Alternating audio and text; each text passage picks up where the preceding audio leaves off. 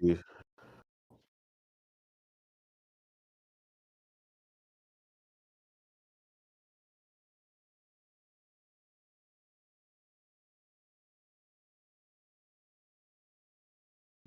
Hello, hey! Holy crud, I think people can hear me now. Holy crap. Enate, say something so I can check your mic as well. Yeah, testing, testing, one, two, Hey! three. There we go. Okay. I can see you, you can see me. We have three people in here again, zero dropped frames. Hey, let's get into the freaking show. How about that? How about we try to do some fun stuff here and talk some bullshit? I have Yeah. effectively lost all of my browser history, everything. I don't know where the hell it went. And so, yes, bear with me just a second, everybody. If you're coming back in here, please, for the love of God, hit that like button, and we will hopefully get this thing started and keep it up and running. Um, Roundabout Sopery. Hey, that's my wife. Hey, guys. Take four. Yes, Josh. Take four. Okay, here. Because she is the one who takes care of me and loves me, it's over for Xbox. Absolutely conquer 218. That's the spirit tonight, and we're going to get into it a bit more. Watch this cute little clip that we have here. It's a beautiful commercial for my wife's soap. Use the code THRIFTY10 at checkout, roundaboutsoapery.com, to save 10% on your order. Great gifts for holidays, bar mitzvahs, um, I don't know, get well soon. Like, everybody needs to smell good. Everybody needs to be clean. These soaps will do both of them. Not a And bar mitzvah. the Oh man. hey, listen, you know those kids entering into manhood, they need to smell clean. He Heck, I know said, look, mine soap does. soap for all occasions. Soap for all occasions. That's right. Hey man, she Uh, might need to go to one of these gamer cons from what I understand. You know, Bro, apparently they could use so a soap vendor out there. they absolutely could. Anyways, okay, guys, there's the there's the soap commercial. Look at that. Sorry. So you're saying we all stink? Yes, kind of. No, No. see what he's saying is you could smell better. See, Yes. That's see, he's all. trying to he's trying to help you improve. You know what I mean? This is why Nate gets all the ladies. He just knows what to say all at the right moment. No problem. Me, I fumble into everything. 90% of my conversations are apologizing for something that I said or shouldn't have said. I promise you guys. Okay, so bear with me just a quick second. I have to get all of my stuff back onto the computer since it's going to decide to work now. If y'all could, I am so dead serious. Please share this out to Twitter, share this out to X, in any Discord that you're in. That's not the playground Discord. Please go ahead and send that out over there. Truly would help. I don't even know if we're gonna get 30 people back in here. We were at 20 something earlier, and then everything took a crap. So give me just a sec. I'm trying to get these links pulled back up, and then we can go ahead and get started. Real quick, it was said in the Discord when I posted the topics for today to ask if I was going to be covering Horizon. And if you missed the beginning of the first show, I went over all, or the first part of this show, I went over everything that we were going to be covering, and that actually is on it. We're going to tie it into uh, we're going to tie it into a video that I did talking about success and failure and how we measure both of those things, especially when it comes to video games and things like that. So, really want to kind of hammer home a few things because I feel like a lot of times we quantify success by our numbers and by what we think, and that's probably not the right way to do it. So we do have a look into Horizon though, and we also have a look into how Astrobot did, kind of further removed from it, right? It's been out for 2 months. So we can now make claims about, hey, it's doing this, it's doing that, it's doing this, it's doing that. Uh, and Horizon, we can't. So we're going to talk about that a little bit. But tonight is going over the financials of Sony PlayStation.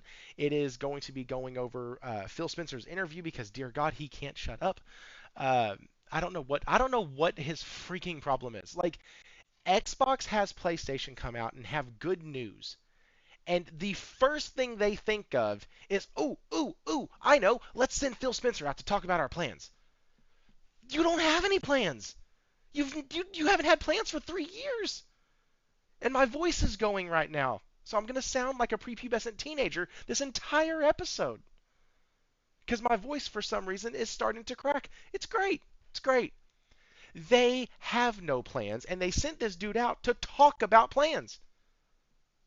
And you know what we found out? They don't have any still. It's amazing.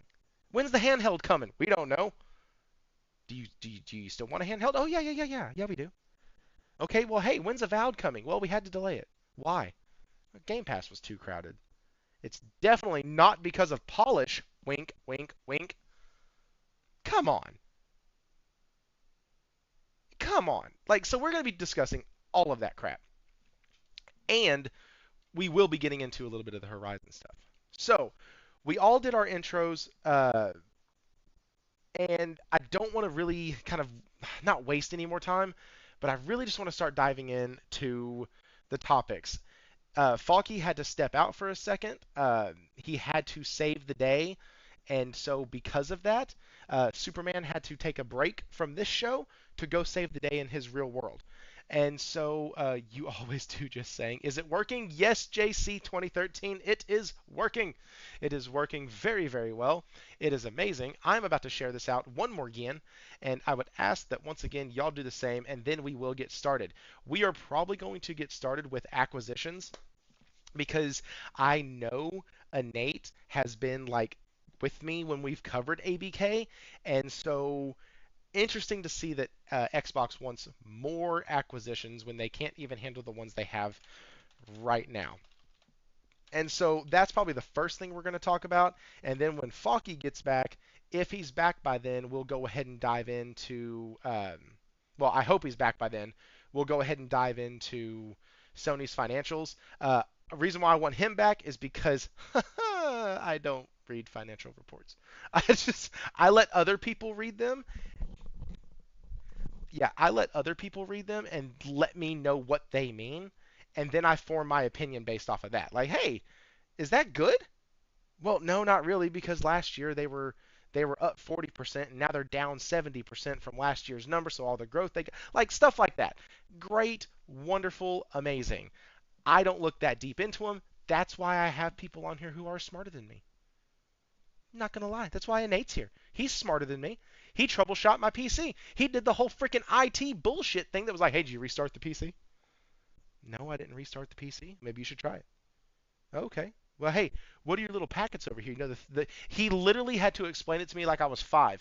You know, the green icon in the bottom left corner of the Discord, is it green all the time? Mine's green all the time. Is yours? I'm like, no, it's going from red to yellow. He goes, oh, that's your network. You just need to reset your internet. Just unplug it and plug it back in and do it. I'm like, oh, well, fuck me running. Cool. And so, like, guys, I'm telling you, I get people on here who are smarter than me for y'all's pleasure. Because if not, you just have to listen to my ass. And that's just, guys, seriously, it's just not that good. So give me just a second. Okay, and now I'm back to where I can actually chat with y'all. Got that going, and here we are.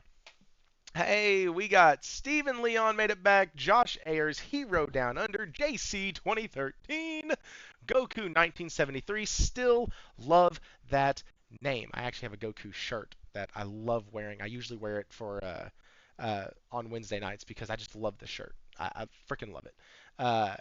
Innate Conquer 218, Roundabout Soapry. Hey, that's my wife. Innate the man, yes. And speaking of the man, the myth, the legend. Nate, did you hear about? Have you combed through the interview yet? Not entirely. I mean, I heard pretty much. I got the highlights because I mean, people have been talking about it all day. Um, Honestly, it just kind of confirmed exactly what we really all knew. I mean, we're at this point, man. I mean, none of us are really any stranger to the way a lot of these Xbox podcasts work. You know, they claim a bunch of stuff, and then reality hits, and that's what that interview was, reality hitting. Uh, you know, you had, like you said, him saying, yeah, well, people are kind of expecting us to do a handheld, but even if that was the case, we're years away.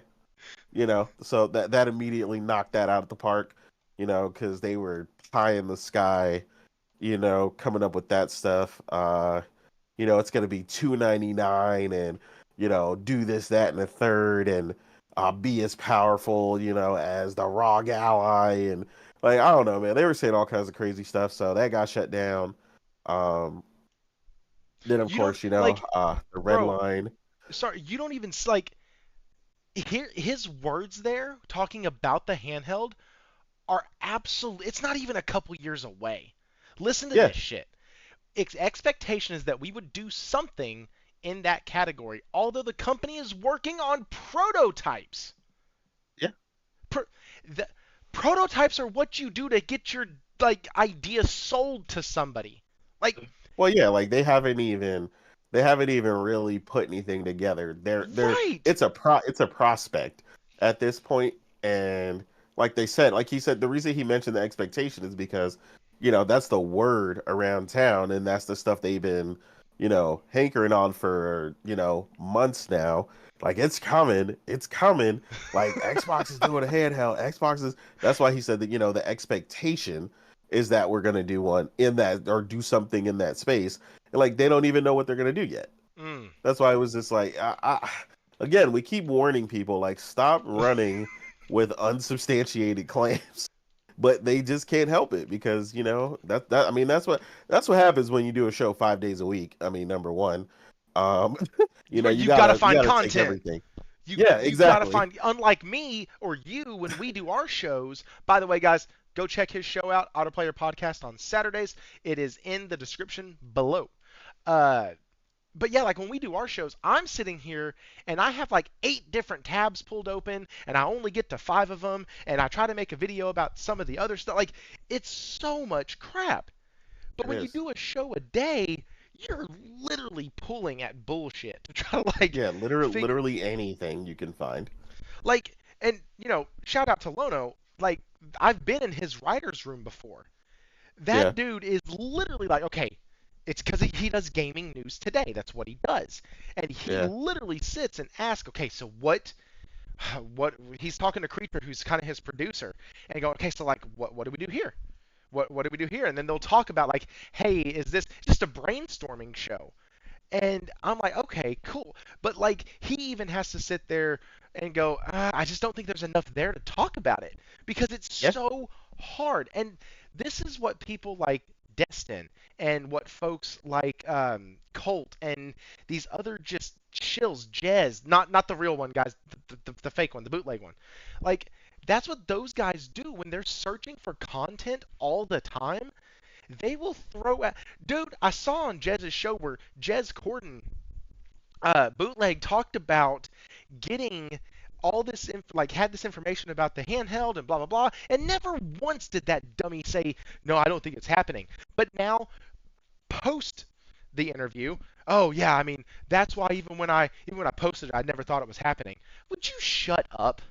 Like, well, they always move the goalposts after the real information comes out, and they're like, well, that's not really what I said. The, Yeah, the we point we know how it goes. the point with that though is they got to write something. So they just go, what's Exactly. the thing that's going to get the most engagement, regardless of whether it's true or not? Because all you have to do is put at the start of the first sentence, in my opinion, and that's it. You can say whatever you want after that. Yep. it's it's the whole thing of when you're doing a title for a YouTube video, you can't make statements, but you can absolutely make a statement and follow it with a question mark, and you're fine. Exactly. Oh, you want to talk about statements and startups and all the other bits and pieces? Have a look at what Crap Gamer does for his thumbnails. Right. Oh, and all that is to play the algorithm. And Yep. Sure. regardless of whether it believes or not, same with Jez, they're just playing the algorithm. Look at all the ones that do a daily show, and it's play the algorithm, go the volume. If you get a level of engagement with a fan base that is consistent every day, you get your subscription levels up and slowly grow it and get it to a point. You might have 1,500, 2,000 people subscribe to your channel and you get monetized. And all of a sudden you get access to those links. Click the link here and get this, and I'm lined up with this, and I get G Fuel, and I've got the ball sack wipe mob supporting me over here, and I've got go and get a haircut because you're bald and all the rest of it over there. As soon as they get access to that, they start seeing dollars roll in. Mm. But it's only a few dollars a month, and they think, "Well, I'm making money out of this. I get a hit of endorphins. I'm making money. I'm making money. I've got to make sure they stay engaged." And then they start reaching for the craziest shit. And this is where you see the those that have, what is it, between 1 and 10,000 subscribers or something, are the shows that are, some of them are going twice daily now. They'll have a pre-recorded upload and then a live 45 minutes or an hour or something. Yeah, I've seen And that. and all they're trying to do is just maintain that low low return, high volume sales point. Whereas the big guys, the really big good ones, will do one show a week. Some will even do one show a fortnight. They'll get a live stream, 100,000 plus, have an hour, hour and a half, and they just get this big one hit at a time. Mm-hmm. And they're not trying Cadius. to do these massive bits. So Cadius does that. He does like a video every like 9 months. And whenever he releases a video, though, it does like 1.5, 1.6 million views as soon as he releases it. And his videos are freaking hilarious. Do not watch them around children, but they are hilarious. Like his gaming accessory videos, like he did a gaming accessory one that was like an hour and 45 minutes, and it was absolutely the most hilarious thing I had seen. But one of the most successful, I think the balance is in the right spot for this particular group. And they're a group of professionals. I put it that way, that they've got some contracts in place. PlayStation Access. So Rob Pearson and co over there, they do 2 pre-records a week and at least 1 live stream, possibly set 2 live streams depending on what's going on. But they don't cover news. They're entertaining. The only time they cover news is when it's PlayStation Access. It's PlayStation related. With what are the new games this week? What are the new games in PS Plus this month? What are the new PS Plus Essential games? The freebies you get for the start of the month. Everything else is, we're doing a Let's Play. We're doing a live stream. We're doing a competition here. Or here's 7 things that gamers love to hate about RPGs or something like that. So there's a balance between entertainment in a 12 to 15 minute video that is about the right spot, and there's the live stream, which is no more than 90 minutes. And then when there's a, PlayStation has its state of plays, they'll do an after party for 30 minutes just talking about the high points and all that. And obviously they've got a contract engagement with PlayStation to run PlayStation UK social media and whatnot, YouTube channel. That's a good balance because they're always busy. They've got over 2 million subscribers and they're constantly hitting their mark, even though they're already getting paid out of the contracts that they have. But if you want to emulate your channel off something that's successful, if you're going for that low margin, high volume, you're going to be tearing yourself to pieces every day doing multiple uploads and live streams. All this. If you're going to do that, just get a game, go to Twitch, and live stream it for 4 hours a day. Just do that. engagement. You'll end up making more money.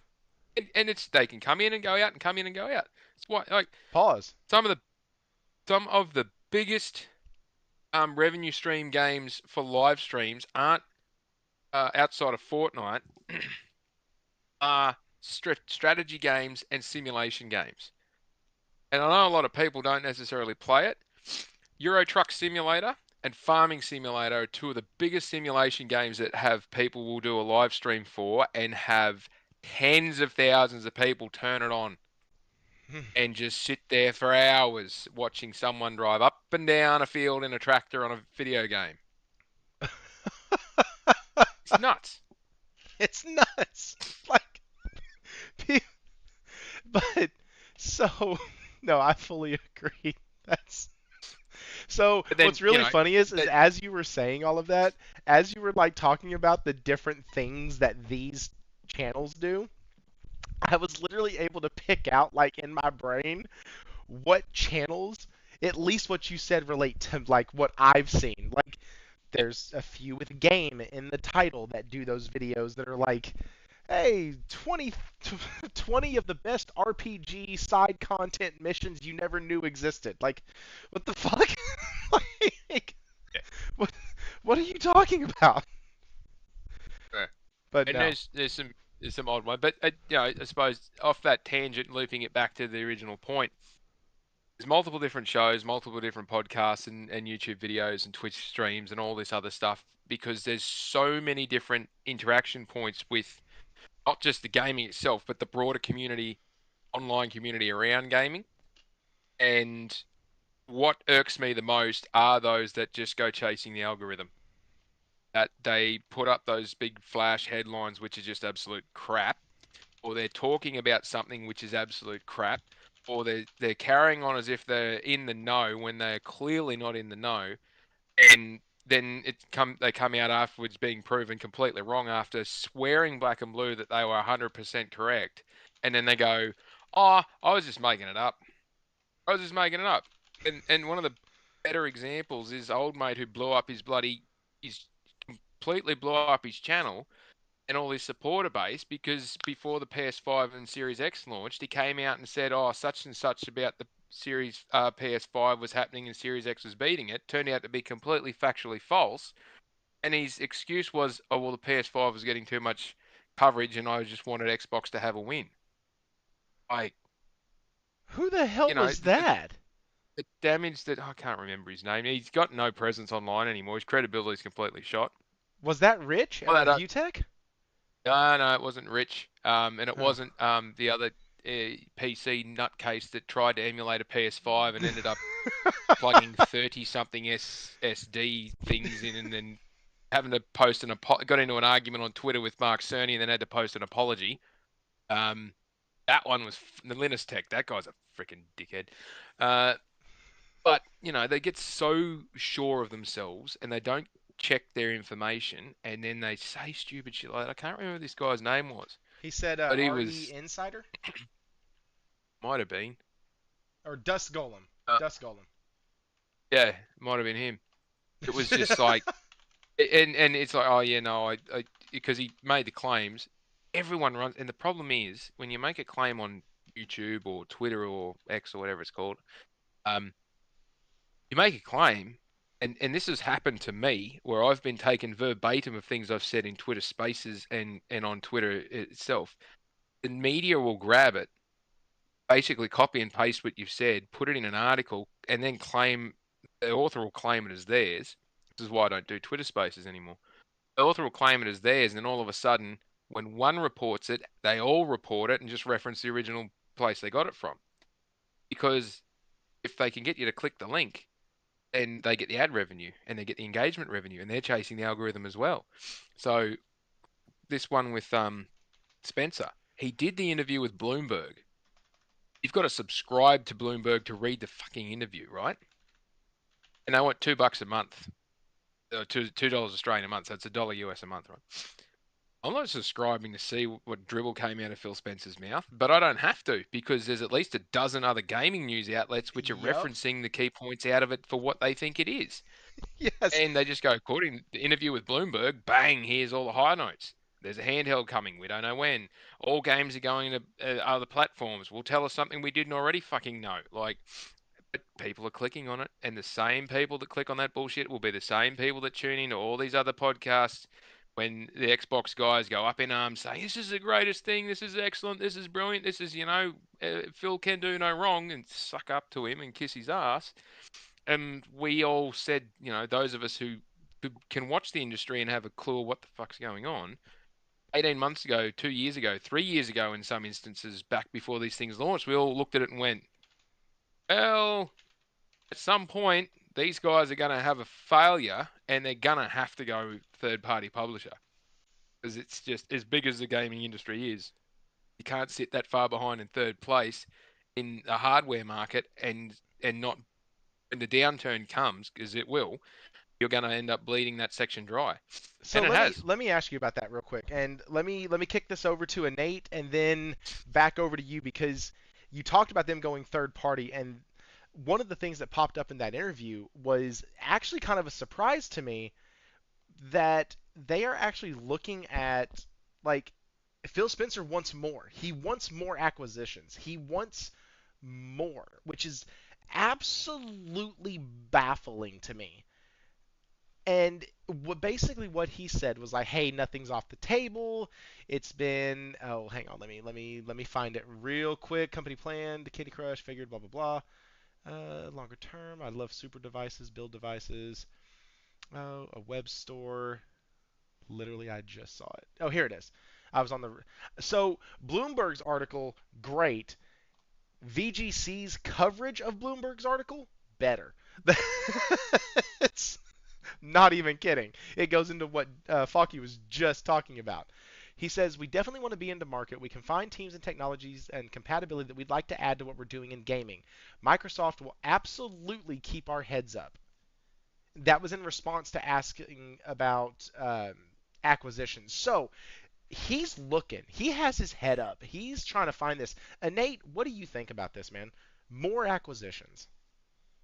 I mean, at the same time, so he also said no big acquisitions or something like that Mm-hmm. specifically in the statement. So, you know, that automatically brings people like Sega and stuff off that potential. Which is why at some point he mentions China. And I mean, we all The know Asian why. market. Yeah. Yep. So he mentions that primarily, and we know why, because of the sales success of Black Myth Wukong, which he also stated he can't comment on the status of the Xbox version for that, for obvious reasons. Um, but The reasons are pretty bloody obvious. He's got no fucking idea. yeah, he has no clue. Yeah, because I mean, ultimately, it was their fault. They got blindsided. They didn't know How'd they what get was going on. blindsided? 3 attempts to reach out. That's not blindsided. That's negligence. Oh no, I mean That's they got blindsided as in they just they weren't paying attention until the sales numbers started to roll in, and they realized they were getting none of that, and PlayStation 5s were selling like crazy in China, and then they wanted a piece of that. So I mean they know what it is. Um, Again, like I mean, yeah, sure they'd love to, but we also know how companies out of China and stuff like that work. So if anything, potentially you'll see partnerships and stuff like that with them trying to again really mimic PlayStation, the Me Too product. I always call them that. Um, I always have to explain that to people. I was like, you're never going to win anything being the Me Too product, right? That's essentially the whole thing with that happened with Concord, right? That I mm, explained to people with Concord. Concord was the Me Too product. It was the people could say what it wasn't a hero shooter, it wasn't this and that. Hey, look, if it looks like a duck and it quacks like a duck, it's a duck. I'm just saying. Like, so it doesn't matter that, the 25,000 people that played it loved it or however they felt. Everybody else was looking at that and going, dang, that looks like an Overwatch clone, and I have 1,500 other, high profile games to play this year. So yeah, that is off the list. Exactly. Exactly. So yeah, like being the Me Too product saying, hey, we could get that too. Hey, we could get that too. Like none of that stuff matters, right? It's like the whole thing now where they just kind of celebrate anything going on, right? And that's kind of what they don't really have a choice, right? I've seen a bunch of acceptance speeches basically from Xbox fans all over Twitter, well, this is just what it is now, this is where Xbox is, and it's like, dude, you're stating like you have a choice. Like this is where they are after several moves, with them initially starting with their games going to PC day one and then curating their fan base to depend on Game Pass largely, uh, and then all these moves, and then now they're shocked when you put something on discount, like Sea of Thieves, for $30 or whatever after 5 years worth of content, and a couple people pick it up. What's a million sales to 65 million plus PlayStation people. Yeah, somebody wanted to play it. It ain't me. It ain't none of the people on my timeline. But yeah, sure, we'll throw you a bone. Come over here. Sell it for a couple bucks, and we'll throw you something. and You Satya was know. so impressed by that shit. Like he's like Well, yeah, he because he he saw the can't stop. sales. He's so happy. He's like, wait, games can still sell. Wait, what? Yeah, What? He's Th- doing his job. Yeah, Satch's and that's job what is he to make wants. money. Yeah, Satch's job is to make he's the money. M365. He's the M365 guy. I always told Yeah. people, I was like, you know what the greatest thing M365 celebrates, right? It's the moment that they went to their competitor's platform and said, look, everybody can access M365, and you know why they didn't care? Because as long as you were accessing M365, guess what you have? A subscription. And that's what he Mm. wanted, and that's how he boosted the money that they brought in from their 365 service, and that's why he's the current CEO. Now, when you That say was his plan. M365, you mean like Microsoft Office going to Apple, Yes. right? Yeah, so that Oh, was okay, the big okay, thing. okay. So it went to Apple like completely though. Like it could be accessed anywhere. Right, right, right. Your iPhone, your iPad, Yep. everything. Like so Yep. people were like, "Oh, yeah, this is Android it." version. Cuz yeah, Android version, everything. They did not care. It went everywhere. So that is essentially this is the pivot that you're seeing where everybody's saying the third party thing. Yeah, they're trying to slow burn it, and they're trying to figure out a perfect cadence for stuff, right? That's why you're seeing all these weird maneuvers where it's like Doom is coming day one, right? Then Mm-hmm. you're seeing, Indiana Jones in the spring versus day one, and like they're trying to test the cadence and see what they could get away with and what works best because Yeah. they're not really sure. But yeah, go ahead, Yeah. Funky. No, you're right. I completely agree. The purpose of the last pivot over the last, let's say, 4 years, so that Hmm. in the lead up to the Xbox Series consoles, and ever since then, has been how do we take our very, very successful business to business model and implement it in a business to consumer model, which is gaming. And to a degree, it has a translatable product in that if you can get it on everything, you can sell it as a subscription or you can sell it as a annual license, whatever you want to call it, however you want to do it. But you need to have people engaged to buy it. But you need to have a product that's sellable, and you need to have minimal competition if you're going to basically command market leadership. In with M365, the only competitors are maybe one or two products that could do word processing documents or a spreadsheet difference or something, or you're looking at Google Office. Yep, But Google Office doesn't even come close to the capacity and the power that a fully integrated Microsoft solution can give you. agreed. From back-end architecture in Azure and cloud-based and the single sign-on and all of that stuff in the back-end architecture, and then flow that through to having Microsoft Dynamics or Microsoft Business Finance and all the workflows and the SharePoints and OneDrives and all this other stuff. And it's just beautiful integration package for a business, and everything is there. Yep, And if you ever see what one license of that full suite costs, you would have a heart attack and fall on the floor. But for a business, it's a no-brainer. We've got a fully integrated Let's system that go! offers us maximum amount of efficiency and productivity out of the people who are using it, and we can throttle up and down different parts of the license points to fine tune to get out the end, and it's all click a button and done. Brilliant. Applaud Microsoft for having the nous to put all the money in and to get to that point. You can't translate that straight into gaming because different tier access points in a subscription model doesn't work very well. And you can't opt in and out without giving away some sacrifice somewhere. You've seen with the new Game Pass tiers, they're trying to do that, but it's not succeeding because base level tier, which is where everybody wants to buy because it's cheap, can't access games day one anymore. And they haven't shown in their last financials that there's a big uplift into that next middle tier, whereas it's totally the opposite with PlayStation. They've got more people spending up into those next level tiers because the base tier's got fucking nothing in it. So, and when you're trying to sell this stuff into business to consumer, the consumer is very savvy with their money, and they don't like spending money on a entertainment item that they're not getting a emotional return out of. We don't do this stuff to be banging our head against a wall trying to defeat the boss in the first level and then think that hey, that's something I want to do for the next 30 or 40 hours. We do it because we get some kind of enjoyment out of that sadistic point of it. But anyway, um, when It's you because when all you flip gamers it, are a little screwed off in the head. Go yeah, ahead. yeah, we're all a little twisted. But the outcome of that is when you've got competition and in a saturated market to begin with, and then the only solution that Microsoft could come up with was let's start buying the competition and make them ours, and then that'll solve the problem. We'll just get bigger by buying the pie, basically. We won't try and grow the pie. We'll just buy other slices.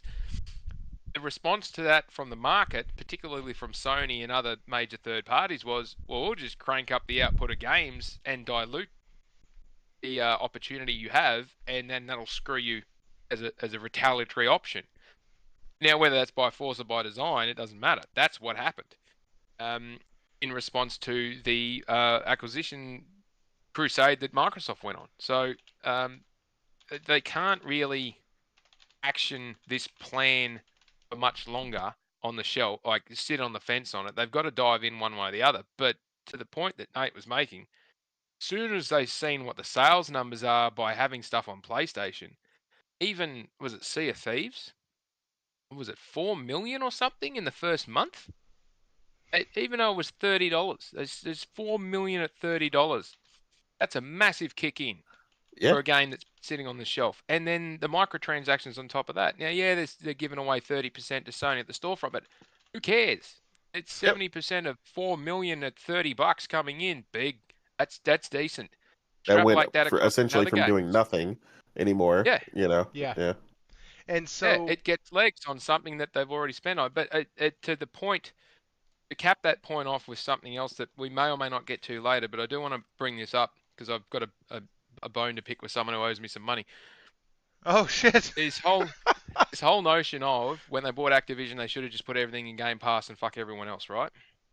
70 something percent of sales of Call of Duty Uh-huh. Black Ops 6 was on PlayStation. Yep.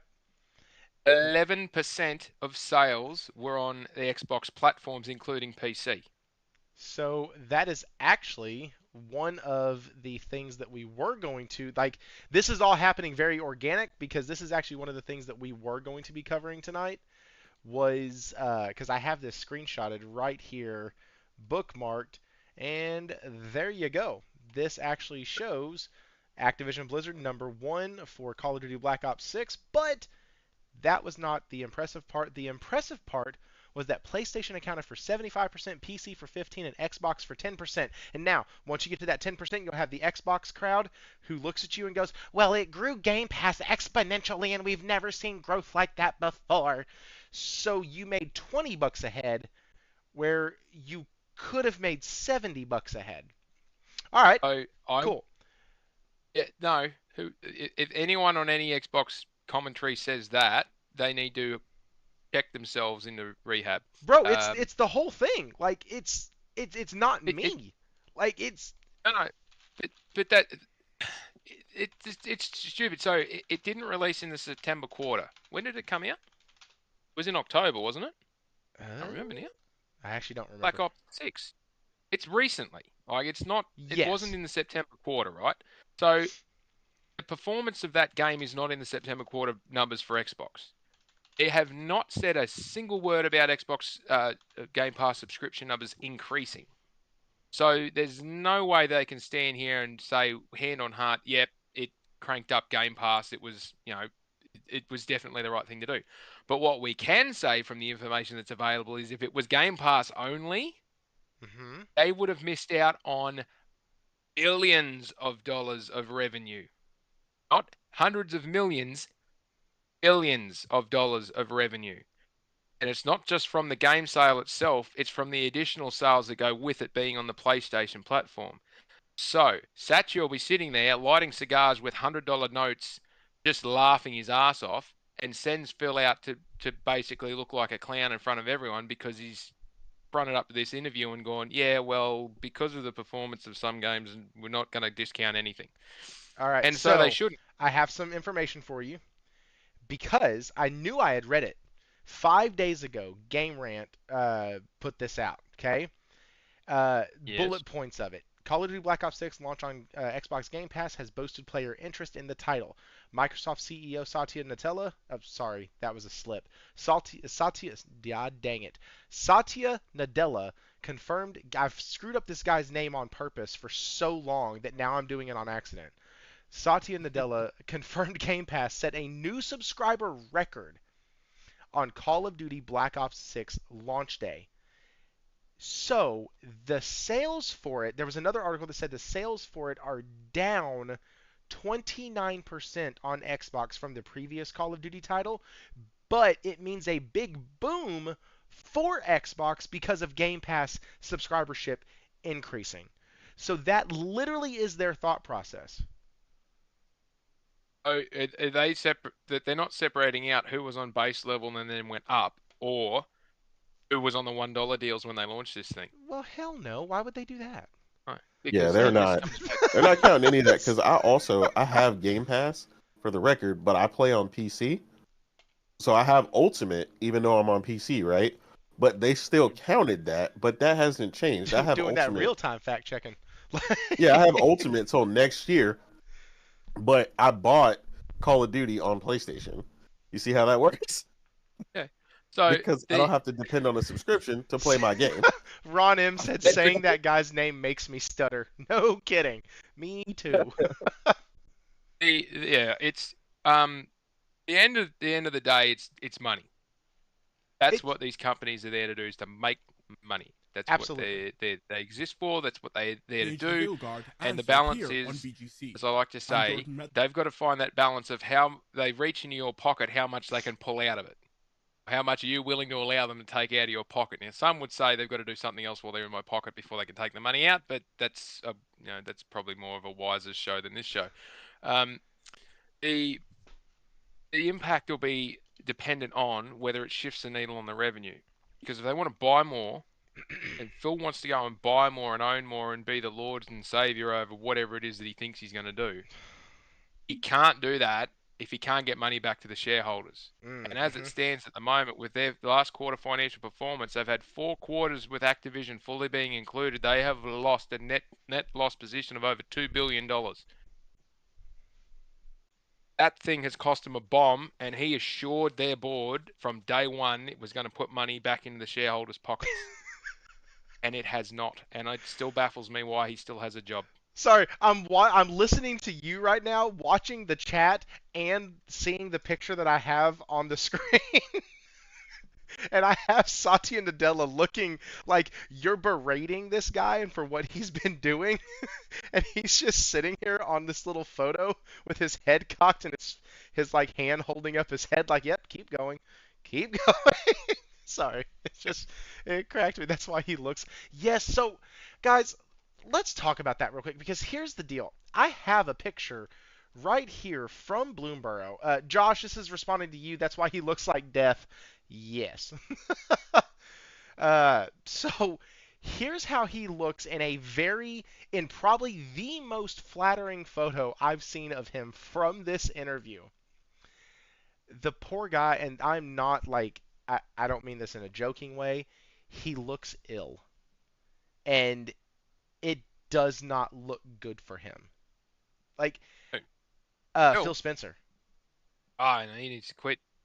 Dude, Quit now. Take the money and run while the share price is high. Like, Yeah, dude, he he's looking rough. I saw that photo. I was like, oh my God. honestly, what it reminds me of two things. One, it reminds me of the way Chadwick Boseman looked uh, towards the end of his life, and it reminded me of the way Tony Stark looked at the beginning of Endgame. Like after he's been like gone and stranded out in space for so long, and they get him, and he's all like just skin and bone and doesn't look healthy. Like Yeah. that's that has me legitimately worried. Like that's not console war. This is not me making fun of him. This is me literally saying he looks like he needs to stop. It needs well, to be done. you imagine the stress that you've gone under, and he's still having this fight. This is he didn't let this go. And if he'd have been more of a business executive than just someone who lucked his way up the chain because he was good at game development, or made out as he was good as game development, and had really strong people around him, he would have known when it was time to get off the ship, right? Because look at every other company that does gaming. They don't have executives that go 5, 6, 7, 8, 10, 12 years at the top. It burns them out really quickly. And when you got someone like Phil who's sold this idea to his senior board and the shareholders that we're going to go and make these massive acquisition and we're going to be great for it, and then spend 12 to 18 months fighting it in court and having questions asked about your capacity to do the job properly every day, and then once it's finished to then go through the first 12 months and go, well, this has not turned out in financial capacity as we expected at all. Because next month, or next quarter, I should say, they don't get to produce this slide that says, oh, we're up 40, 50, 60% on last year's revenue. They're going to have to produce a slide that's likely going to have a negative number on it, even though they've had Black Ops launch, which means that they have, once combined, actually lost revenue on something he promised was going to gain revenue and was going to gain shares in the market, and it was going to gain their position in the market, and they were going to catch up and they were going to take over. I would be bald and in the fetal position if I was trying to accept that that was going to be the position from an underling telling me that, yeah, this is all good, don't worry about it. And his get out of jail free card is the big bosses had to step in and say, nah, bugger it, put it everywhere, like we did with M365, put it everywhere. Don't care what platform. Make a version of it, fucking sell it everywhere. Get every cent you can for this stuff. It'd be driving Phil nuts because that's not what he wants. He wants to have the old school console wars fight. And Satcher's not up for it. Satcher wants the money. Mm-hmm. Yep. Yes, That's where they're at now. Yeah, that's literally it. Like Satya just wants the freaking money, and But wait, but we explained this to them, right, when the acquisition thing was happening. no, That's the whole Enate, thing no, no, that's the we whole didn't, thing that we didn't, that Falky was talking about. we Because didn't. they had this conversation a million times on Nope. Brat with Falky and us, and we were like, Mm-hmm. bro, do y'all understand what happens when a company spends this much money? Mm-hmm.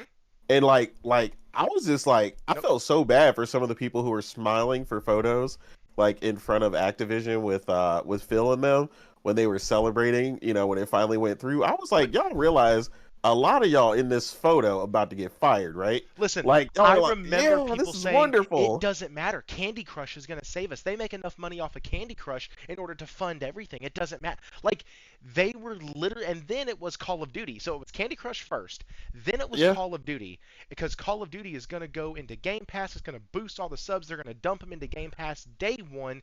We're going to get them. Oh, and wouldn't it be funny if the next Call of Duty goes exclusive? I remember all of this bullshit. Oh yeah, all Like, that. like holy, they had to be doing some of the best Colombian cocaine you have ever seen in your life. To Bro, you don't you think, don't remember you don't remember them calling Lulu and them the three Valkyries on yes, Twitter? Uh, That it was woman nuts. jumped ship so fast, bro. I'm trying to tell you, she left that building so quick after that acquisition went through. I was like, y'all really thought that she was gonna stick around? Like she was talking to Post Up and them on Twitter, like she was inviting them over for Christmas dinner.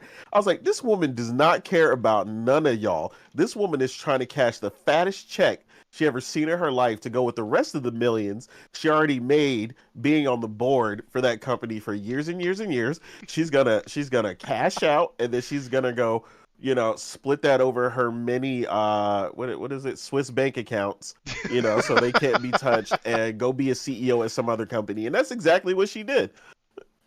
that's what like. But And we and like. Yeah, sorry, go sorry, ahead, Focky. remember she was the one that stood there and said, "Oh, it's going to be great. They're going to be brilliant. They're going to do this. They're going to save that. Unions are going to be Yep, involved, and everything's going to exactly. be Yep, excellent." everything's gonna be great. And then what have they sacked this year? Over 2,500 people, and they still haven't got through the consolidation phase, and they're still bleeding money. And like, it's still I'm still interested to know, and it probably won't happen now with the way things are going, but it would have been really interesting to see if anyone at the FTC would have picked up the last 12 months worth of reporting, walked up to the judge that said, yes, this can happen, slammed it on their desk and said, well, I fucking told you so. Because I would have paid money to have sat in the audience and watch that happen. That judge would have been looking for a hole to open up in the ground because blind Freddy could have told them what was going to happen. Every man and his blind dog could see what was going to happen, and then that happens, and the people that were championing this shit go, oh, this isn't wrong. There's something wrong with the industry. It's their, it's fault. It's that fault. It's like, no, this is consolidation. This is the shit that you were cheering for. Mm. And And Microsoft is still literally looking. And yes, Inate's right. They're looking for the China market. They are looking for the Asian market. They're looking to get into that because of what happened with Black Myth Wukong. Phil Spencer was asked about Black Myth Wukong, like, hey, look, GameFile, do you know if you're getting Black Myth Wukong on Xbox at some point? Spencer, I do know. First of all, if I get answered like that from a grown ass man, I might accidentally reactionary just throw a hand out. Like I'm like not answering my question when I ask you a fucking question is the most annoying thing to me. And Phil Spencer and the new chick they have over there that I can't, Sarah Bond, they are the king and queen of getting asked a question and not just answering the damn question. Do oh, you know if you're getting it at some point? Yeah, I do. Oh, okay. Are you getting it? I can't announce that. Like the you're announcing everything else. You've already crushed the hopes and dreams of every Xbot out there about a handheld next year. That shit's not happening. You're still developing prototypes. You've already said no red line. I haven't gone through the portfolio of any game that we have and said, no, this can't go. Everything can go. Everything in the world can go. Why not just tell people, no, you're not getting Black Myth Wukong because we have the Series Potato over here that we're still trying to hold on to because only 50% of our people are on Series X and the other 50% are on Series S, and we have to fix that somehow. And because if not, we can't get rid of this stupid piece of shit hardware, and developers can't make games for us like Black Myth Wukong. Like they have they have this art about them. And at this point it is an art. At first it was like I thought it was mental instability, and then it became too consistent to be mental instability. Like it has to be geniuses at some higher level that I don't understand, and nobody else does either, but they in their minds have something that is working to where they can go, "Hey, listen, if we say all of this bad stuff right now, and then we come out and we do something really cool at the Game Awards, it's going to be okay. Or if we do something really cool next week, it's going to be okay." Or my favorite, let's wait for Sony to screw up and then we'll come out and we'll screw up worse. Like I don't understand their thought process when they've already crushed the hopes and dreams of every Xbox out or every Xbox out there today. Literally every single one. But they can't tell us the truth on this one. Are you getting it? I can't say anything. Well, why not? Why can't you say? Like you've already said everything else negative today. Why can't you tell us why you're not getting it, Phil? Is it is it because of the Series S? Is it because the company doesn't want to work with you? Is it because Sony came in and said, "You know what? After the success of this and everything that went on, we now want this one and the next one." Like did Sony come in post release and say, "Hey, it's already over here. Let's go ahead and keep it over here." Shit, I would have. This is why they don't ask me for advice. I would have looked at the developers of Black Myth Wukong and gone, "Hey guys, listen." As soon as I saw it wasn't going over to Xbox because they didn't reach back out to them in time to get all the problems worked out, I straight up would have been on the phone with them and said, "Hey, we'll cut you a check for this one to stay exclusive, and we'll cut you a check for the next one. How about it?" I, fuck Sony money hatting. I don't care. At this point, Xbox is going to burn. They're throwing gasoline on the fire themselves. Sony's just going to help it out if they money hat stuff. Sorry, I ranted on that. It's irritating to watch because there is a player base that is the most brainwashed consumer I have ever seen in my life, who was going to look at those answers that Phil Spencer gave on Black Myth Wukong and go, "Yeah, guys, see, he says he knows if they're getting it or not, and he just can't announce it right now. That's okay though, guys. It's still not a no. It's still fine. We're still gonna be okay." Newsflash, so, you're not. so Go just ahead. just to just to I suppose give you a chance to breathe and Mm-hmm. calm, woosah a little bit. Uh, way that I'm seeing this thing reported, and notably, it depends on who's reporting it as to what's being put across as the perspective. At no stage has anyone come out or from an official source from either the developer or the publisher or any of the ownership groups or the platform holders said this is an exclusive. And as has been pointed out in the past, a game as popular as this has been, you would see PlayStation doing cartwheels off the highest buildings they can come anywhere near in This saying is this true. is a PlayStation exclusive, which means that it's not a paid for exclusive. But PlayStation also does a very good job of jumping up and down and screaming about when a game comes to their platform that's only on PlayStation as a console. So, and it's happened with a lot of other games. But radio, it's dead silent. No, nothing. What's also interesting about this is they're asking Phil Spencer, who would have no fucking clue where this thing is at. Because we know that Black Myth Wukong is trying to be put onto Xbox consoles. The developer and the publisher and owner groups have said we're not releasing it on Xbox because we can't get the damn thing to work, and they wouldn't come back to us when we were asking questions when we were building it. So if there is a port going to happen, it's going to have to be almost a rebuild. Now that's pretty sizable chunk of work to go into that, right? And what they've done is they prioritized the PS5 Pro version of this thing rather than building an Xbox version of it. Now, whether they've done something to allow it to run on Xbox Series X, because it's certainly going to run on that spud of a Series S, whether they've done something to make it work on the Series X as part of that Pro revision, because there's a fairly sizable file that's gone into it, I don't know.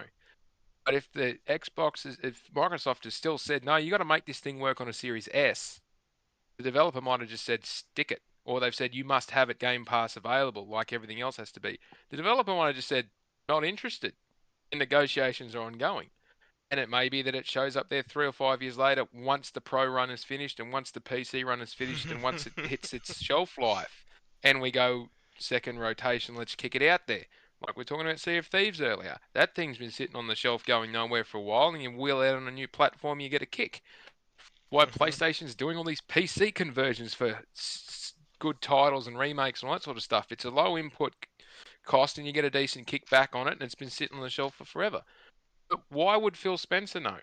If he knows and he's not saying, then he's misleading the market because he's in a position of power.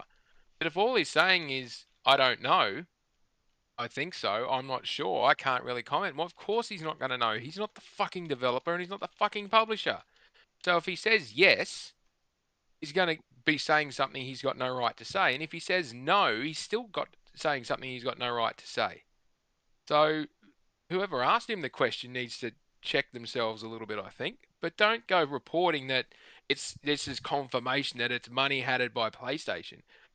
No, Oh it goodness, no! just I was tells just us that saying like, Phil's got what no fucking if? clue. No. I was just saying like that was a what if scenario. That was not at all I'm me not. saying that they did money had it. I No, think no, no, I no. agree with you. I'm not suggesting it was you. I mean the broader. If you Google search the interview, you've now got a Oh dozen different sure. YouTube channels which have now gone on, and some of them are saying this confirms it. I'm like, fuck off. This confirms it. Yeah. So, Enate, what do you think about Black Myth Wukong? Like, what do you is? I don't even know what question I should ask right here. Like, because we could take this and go, do you think the Series S is the reason? Do you Absolutely. what happened to, but 100%. what happened to the ninjas that were supposed to go over there and like the Xbox team, they were supposed to go in there and do all the stuff and They're at the same place UDNA is at. It don't exist. They be saying anything and everything to try and justify how, things are infinite scalability and all these things that don't really exist. And I'm just like, bro, there's a reason Windows XP doesn't run an Unreal 5 engine game. There's no such thing as infinite scalability. Like eventually you got to cut it off.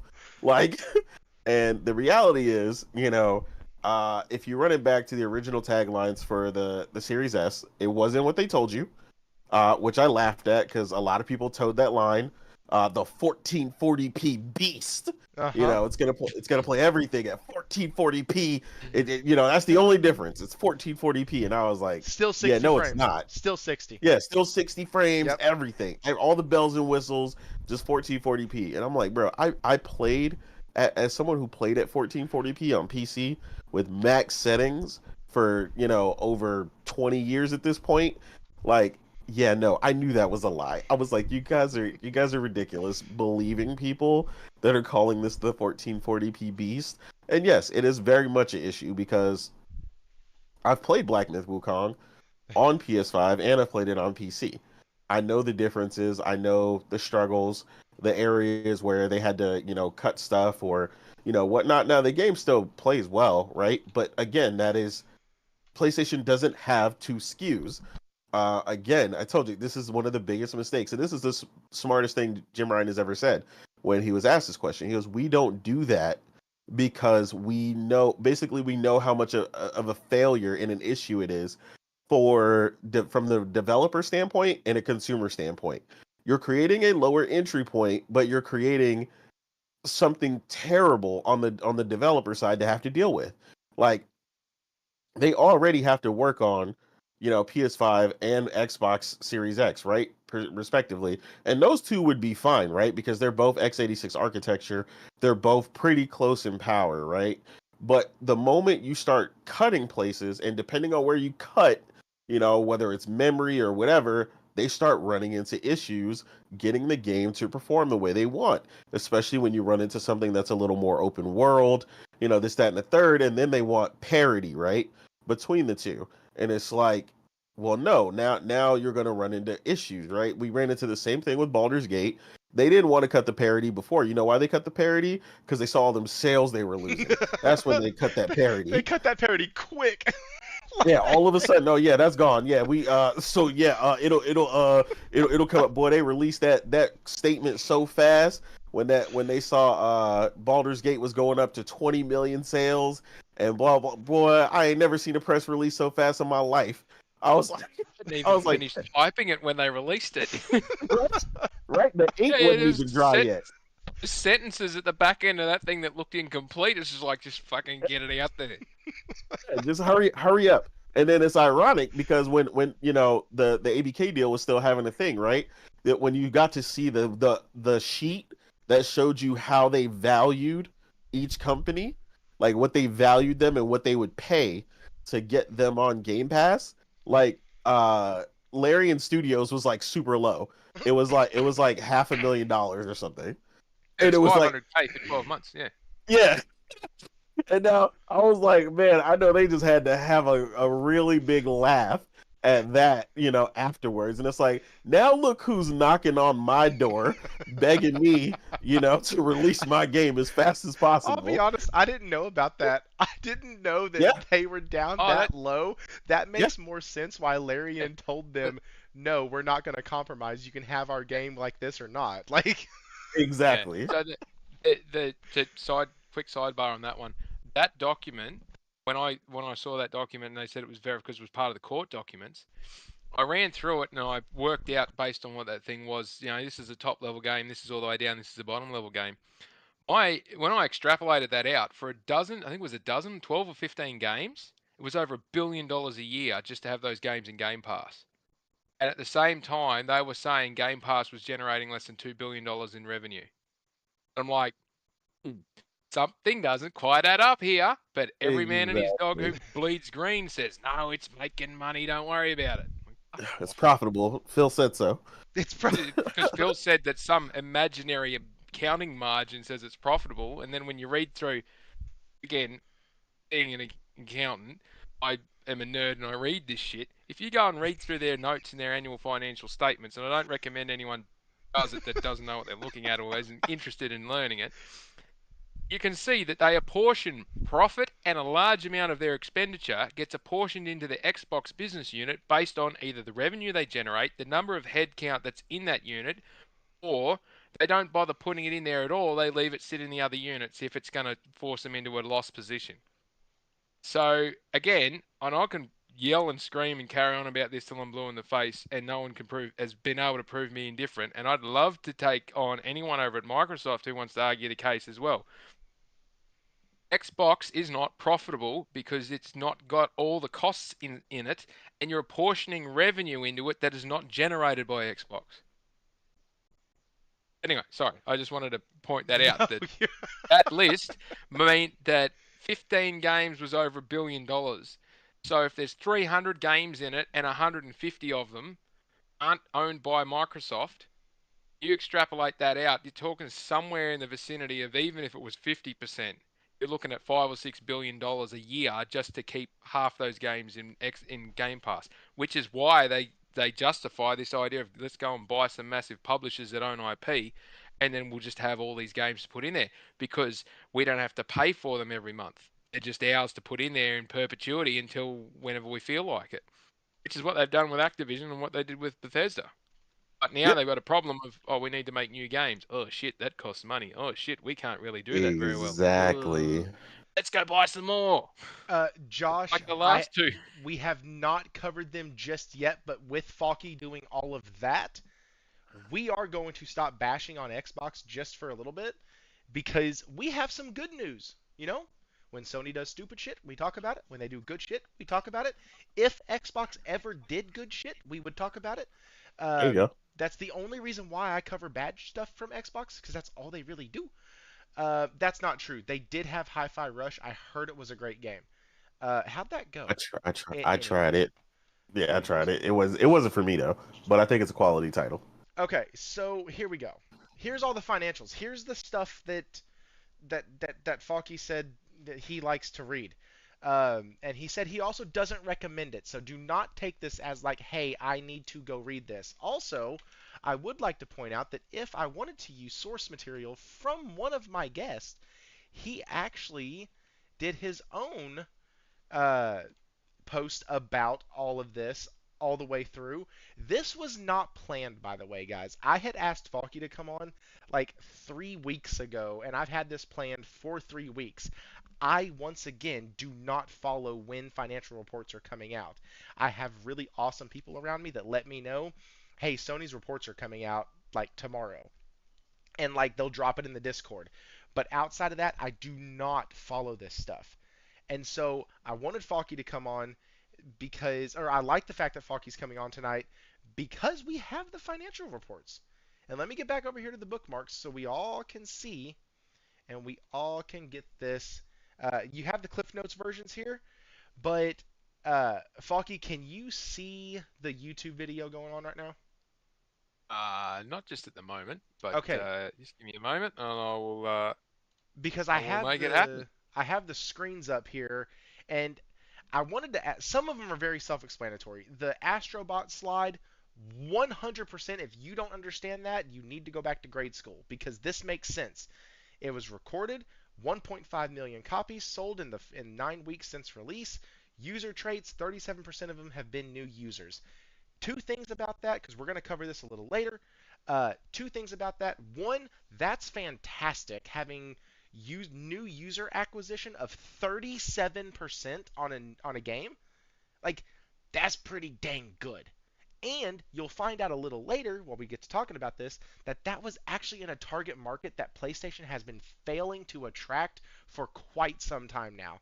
It was in the child and family market. PlayStation doesn't do well in that market anymore. They haven't for years. They just don't. They do really Yeah. good. I'm talking about first party, by the way. They Yeah. do really good in the middle-aged gamer like me. They also do really good bringing in the 20 somethings. But they are really shit about bringing in kids and bringing in parents of those kids. And so I mean, like to be fair, if you're not Mario and Sonic, most people ain't paying attention to you in that field. I know, I know. So the fact that they cracked into it as much as it says they did, that's really cool. The Agreed. other slides, there's a couple bar graphs. There's a financial report on here that looks just like the financial reports we used to do when I was on the city. Shoot, I was on a nonprofit financial board, and we had to like go over these numbers, or reports like this all the time to see how much money we needed to go beg people for to make sure that we made our bills. Like, so I get what's happening here, but this ain't my world. So, Falky, Enate, I've already said y'all are smarter than me. Uh, Falky, you had some stuff with the slide that is the game and network services segment. Yeah. Can you explain what in the hell? Because they have the graphs, which look cool. I can read a graph. Awesome. And then they have a ton of shit off to the right side of the graph. So, Yep. Um, yeah. just as a quick side note before I get in the explanation, I was also reviewing the rest of the Japanese publishers, the big six publishers out of Japan. And would note one, if you want to see a really, really well presented slide deck, have a look at Sega Sammy. Sega's is really well good.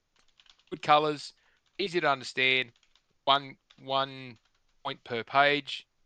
Beautiful. Really nice. Katakawa, totally different story. That thing is a disaster of a slide deck because there's way too much crap on each page. Again, if you're interested in see how they're going, 4 out of 6 are doing well. One is doing in about the middle, and Square Enix is fucked as usual. So, So wait. um, Before you go into the PlayStation one, I just want to ask you one question about the Sega yeah. one. So did Sega mention their sales splits in their financial report? That's what I want to know. Did they show per Yes. platform? A split between console and PC. That's dirty. That's I know. dirty. Give me the It's a real dirty. facts. Give me what I really want to see. Don't be nice. Oh, see? They don't want to set putting them together. We're not one. One is like, oh, Nate, that's dirty. Nate, you only want to know that because you want to be able to point out how much better Metaphor sold on PS5 than it sold on Absolutely. Xbox. Absolutely.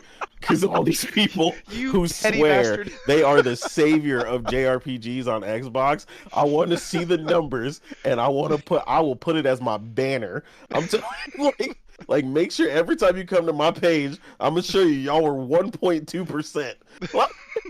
Uh, no, they didn't, unfortunately, which Okay. is, That's no um, fun. but I agree with you. They've done us dirty. They've done us Yeah. dirty.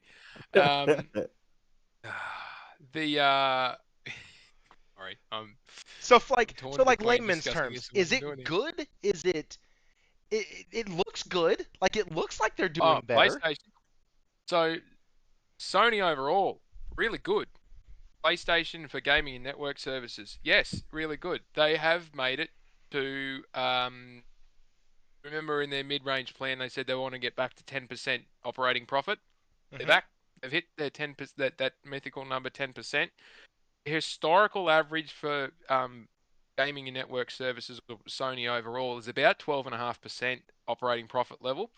So they don't chase big dollars for getting money back to their shareholders because predominantly their shareholders are national banks and investment funds within Japan. So there's no push to make said person rich. It's more around reinvesting that money into their growth and the share buybacks and programs that they're undertaking to be able to give more back to their employees and in their growth strategy. But they pump a phenomenal amount of money into R&D still. So anyway, this slide that I shared shows you where they are. So on the left hand top of the graph, so the two at the top, the one on the left, that's where we were at the end of the September quarter last year, 23. The one on the right at the top is the September quarter this year. You can see improvements everywhere, and some of them are, Jesus. the dark orange is total sales, or net sales, I should say. And when they say net sales, basically that's everything we sold minus any amounts that we had to pay. So sell a game on Steam, they've got to pay the Steam storefront amount. So what they're recording here is the money they got from Steam, not the total sale here, and then record the expenditure for the Steam charge later. So it's an accounting terminology. You've got to be very aware of net sales versus gross revenue, or net revenues versus gross revenues. So you can see sales are up. The one in the middle, which has gone from 48.9 to 138.8, is their operating income. So total sales, so their net sales minus all the costs of selling the stuff, gets down to operating income. That, if that's positive, that says you're doing well. You can see that's clearly over 10% in the quarter. And you can see in the wording off to the side there, they're saying what's driven the ups and downs on it. And then the final one in the trio was going from 83 up to 169, which is the net net position, which is sort of the overhead costs and some overhead incomes and stuff coming in from other areas. So the main things to worry about is the sales and the operating income is going up. That's the important thing. So that's good news. Which means that they're selling more and they're also spending, it's costing them less to get those sales. So that top section, which is the year on year, they're saying there's a 12% increase. So real quick, is cash on hand? Because here's the deal, I'm dumb when it comes to like how a lot of these numbers break down. I understand numbers and I understand good versus bad and I understand the way things look and like I can easily tell, yes, you're right, 10% operating income, they want that or they want the operating income to be 10% of total sales and it is, it's above that. I get all that. That's great. Does this, when a company says cash on hand, is that what operating income is? Is that what No, that means? no, cash on hand is totally different. Okay. Operating, so that third one, adjusted OIBDA, operating income before depreciation and amortization, that number does feed into the cash on hand or the cash flow component. But these numbers here don't directly correlate to that because this is just looking at profit and loss. There's also stuff that happens in the balance sheet and stuff that happens with equity funding and all that sort of stuff, which will affect how much cash you've got on hand or not. And that's probably going down a different pathway that I would probably need 3 slides in an hour to explain. Um, but to answer your question, it's not the end result. But operating income is where you start your cash flow reconciliation, your cash flow reporting statement of cash flows. The operating income is where you start to then go through these other bits and pieces that haven't been considered of cash in and out, get to your cash on hand. So if you're starting there at a positive and your cash flows are positive out of your balance sheet, you'll end up with more cash on hand. Oh, that makes Um, sense. yeah. So just in this top piece, what I want to focus on though is you look at that operating income's gone up 184%. This is before they shut down Concord Studio and the other gaming studio, the Oh mobile gaming shit. one. So these numbers are before the impacts of that are going to be realized. And really interestingly, you'll notice that thing there that says plus, improvement in hardware profitability. If you recall, in recent times, people have been carrying on about how the PS5's having price increases even though it's still selling at a loss. That has not been the case for at least the last 3 quarters. Yes, the numbers are down, but they're not losing money on these things. They're getting an increase in hardware profitability and likely to, with the Slim being the baseline now having had a price reduction, the Pro's likely going to be priced to not be selling at a loss as well. And so that's the top piece. They're the key components out of the top piece. You come down to the bottom part of those graphs, you've got the one section that's got FY23. That was the actual result of the 2023 financial year, and their financial year ends at the 31st of March.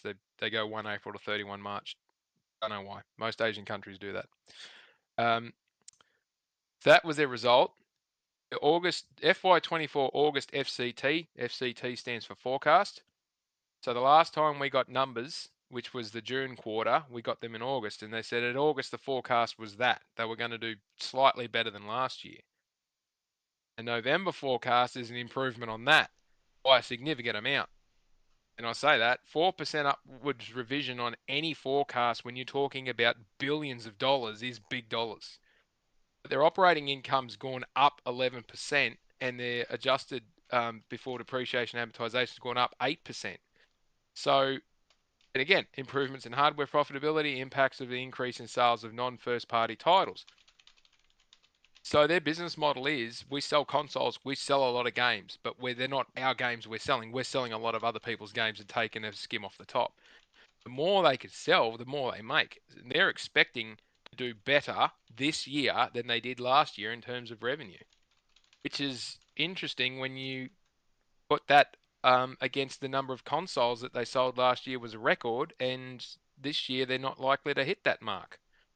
So yeah, it's good news for the downhill run of the back end of the PS5 generation. About to say, it sounds like But they're like almost able to now start like stockpiling and be like, hey, we can now divert some more money over to maybe the PS6 or maybe these new endeavors or these like.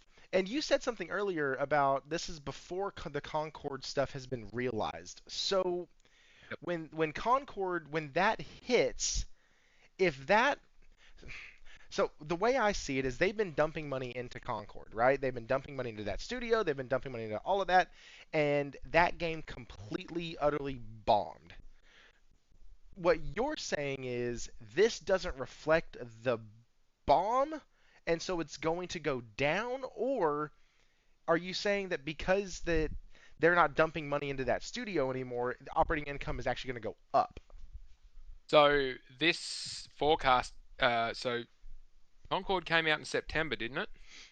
Uh, Yes. yes, because it was right around Astrobot, I think. Yeah. So Yes, so it these was numbers because have got. Astrobot was the saving grace that got everybody to stop talking about Concord.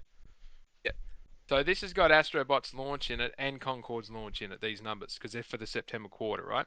Uh huh. So it's got the success of Astrobot and the bombing of Concord in it. And the December quarter will be where the tail parts of those launches, because they're in September, it's usually 6 to 8 week launch window. The tail parts of that'll kick in. They've done these numbers with the bomb of Concord. Oh And you shit. take away all that expenditure that's related to it, hitting this next one, it's going to make that's why they've got that uplift in operating income in the forecast. They've gone, oh, well, it bombed. We didn't get the revenue, but that's fine because we got revenue from other places. And that's why it says in the forecast there, negative impact of decrease in sales of first-party game software titles. One of their main titles they were leveraging on didn't sell what they thought they were, so it's had an impact. If it had gone all right, that number would be even bigger. The fact that they've got this result with that bomb in it, um, fair enough. But it's not like it's a lost cause because, oh, I shouldn't say because it's not a lost cause. The issue with Concord was not around the gameplay mechanics and that sort of part of it. The issue around Concord was a lot to do with the story mode, the type of game it was, etc., etc., etc. Characters, character development, lack of all this sort of stuff. So they've got a very brilliantly built first-person shooter mechanic and engine in an engine that they can deploy in multiple different guises. They could park that thing on a shelf for now, come back to it in 6 to 12 months, dust it off, blow the cobwebs out of it, chuck some new skins on it, and send it off to do whatever they want to do with it. Mm. It's not like it's a lost cause, and it was built in Unreal Engine, wasn't it? I think Concord built in UE. I think it I was. want to say yes. I think it was. So it's not like they're going to struggle to get people to pull that thing out and make it work. And when you think about what they're aiming to do and what games they've got coming down the pipeline, or what games could be fitted into that first-person shooter scenario, because it and the commentary that Hiroki Totoki said about we're going to put more scrutiny on games and make sure we don't have this issue pop through, and we're going to be more picky about things. That's positive and negative. That means that the QA department's going to be a lot more ruthless in letting things through, but it also means they're going to crush off a lot of the low end creativity that otherwise would have, you know, gotten through. Um, and I think it's the better of the two options, because you don't want to see games come out that don't do any good. Um, but there'll be a higher reliance on the partnership programs that Shuhei and Sean Benson and Greg Rice and those are undertaking. to ensure that those sort of quirky little, more creative rather than cookie cutter big corporate AAA games get onto the platform. So they don't have an issue with delivering us games and then getting money out of it that we will like. But I will point out they've got this Unreal Engine mechanic out of Concord, which is pretty brilliant. They shut down Concord and they said we're going to shift a heap of these people over to different parts of the organization. They just finished stripping out a third of the workforce out of Bungie and pulling them into XDev to support live service game development. You've got Blundell sitting there with a team that doesn't have a name, doing something for the last 12 to 18 months since Deviation got shit canned because they didn't like the outcome of what was originally put through the playtest. They've got a few hundred people sitting there doing something, and it's a first-person shooter. Whether it comes to something or not, I don't know, but it's far from being a sunk cost because they've now got a mechanic they can reskin really quickly if they've already got Blundell and co doing the story and the games and all the rest of it. So, and that's what the really, really good business people will be looking at, going, well, it didn't sell well. What can we salvage from it? How can we redeploy it? What have we got? Do we keep the talent? Do we dump the talent? We keep some of the talent, we get rid of the rest that we don't want or need, or they're choosing to not stay with us. They want to go and do something else. That's great, but we'll just shut down the studio instead of spending more money trying to do something with it and save some So cost.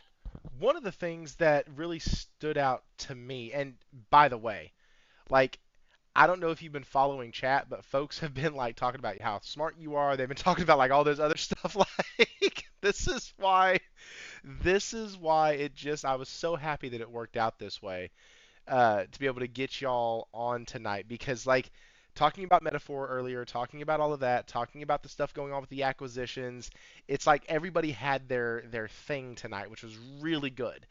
And one of the things that really stuck out to me was, uh, and this is going to kind of segue because, guys, the financials for Sony, let me break down in layman's terms every single thing that Falky just said. Sony is crushing it right now on the PlayStation side.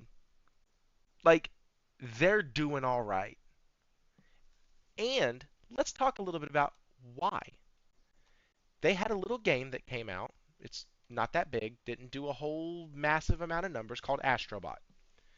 They also relate it to Helldivers 2. Two games that kind of came out of absolutely nowhere. They're super happy with Astrobot. Astrobot sold 1.5 million copies. One third of those were for brand new players who have never purchased a title, a first party title from PlayStation. Then they also have monthly active users that have gone up. You know, after the first 12 bullet points, we finally get to monthly active users because that's not the main goal, but it helps. It's gone up by 8% to 116 million. That's really good. Like I don't know how much more I can say that because the PS, if I'm actually not mistaken, I think the PS4 sold, what was it, 120? Was it 120 Yep. million? 118.7, they stopped counting. Okay, thank you. 118.7. So you almost have the equivalent of the entire player base that was on the PS4 signed up as a monthly active user. That's really fucking good retention. That's like a 60% retention rate. Because if you take the player base for there and then the player base for the PS5, that's where I'm getting that number. It may not be completely accurate, but you're going to be left with something like 180, and then you go to 116, you're close to 60%, 70 maybe, 65. That's just quick math. That's really, really good. That's really good to have 65% of your people constantly coming back. Good good reference point on that is 45% of people, or I'm sorry, 65% of people who come to the live streams are subscribed to the channel. That's really good. Last week, we hit 10% of subscribers, of our subscriber number, in our live chat, or in our live stream. That's amazing numbers for YouTube. when you're looking at an like retention rate, if you can retain 2/3 of your audience and constantly get them coming back, you know that your bought in player base is literally at whatever 116 million. Uh, I'm sorry, your bought in player base is at 116 million people. That's great. Those are guys that keep coming back to your system. And I mean guys generally. Like that keep coming back to your system. Innate, you follow this shit. You're into this type of stuff to reading the financials and kind of reading some of the tea leaves. Like, is this and this is all I don't think people understand that this is we just got a discount for the PlayStation. We just Yeah. got um we just got the The PS5 Slim, Pro. the Slim.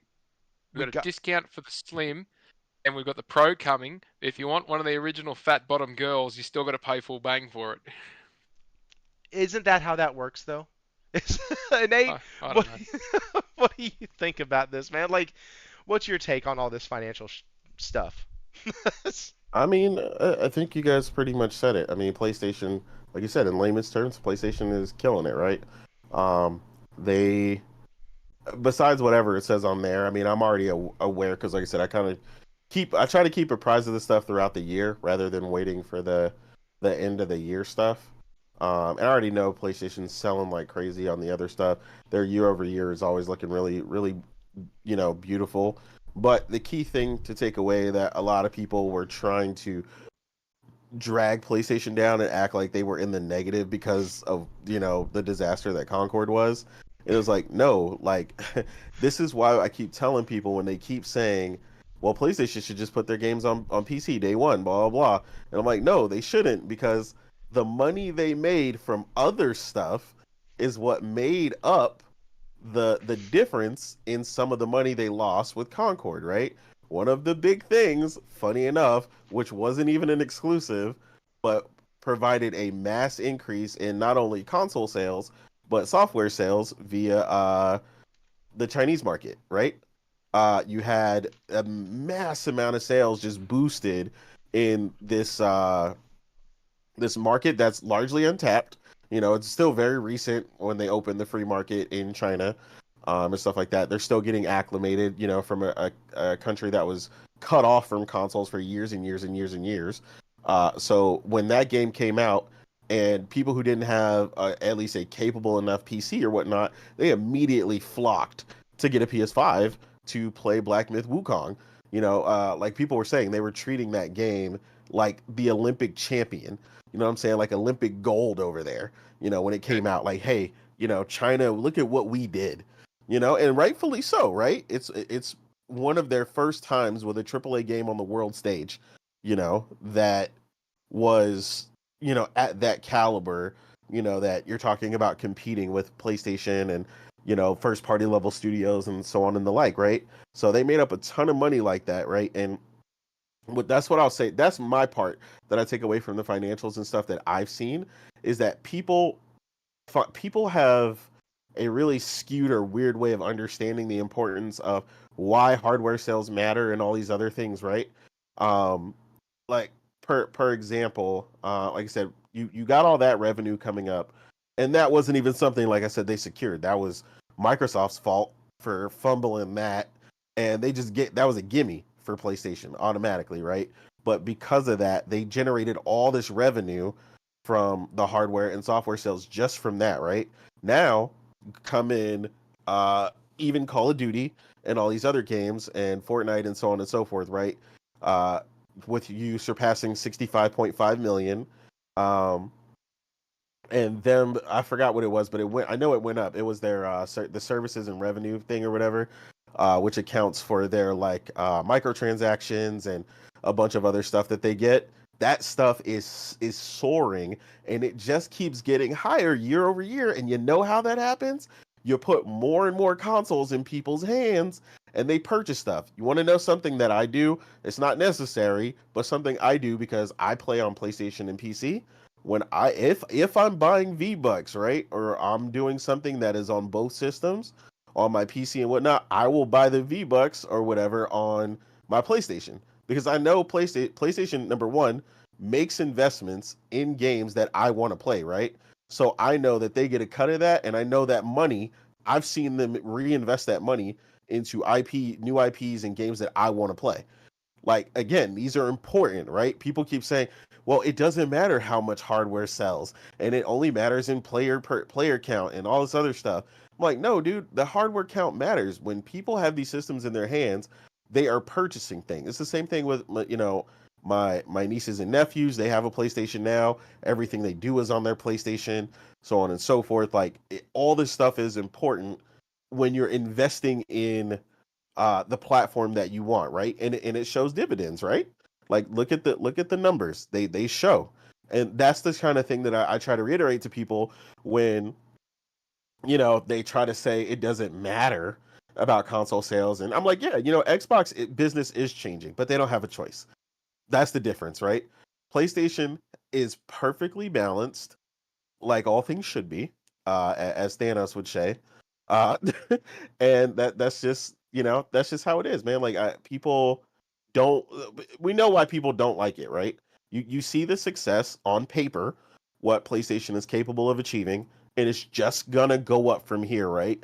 Like I said, 2025 is their moment to put their foot on the gas.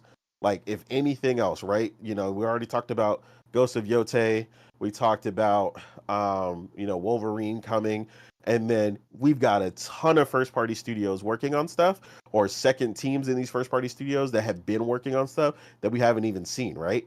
Like PlayStation opening that up, putting their foot on the gas between that, like you said, the China Hero Project, now the India Hero Project, them still working with Korea.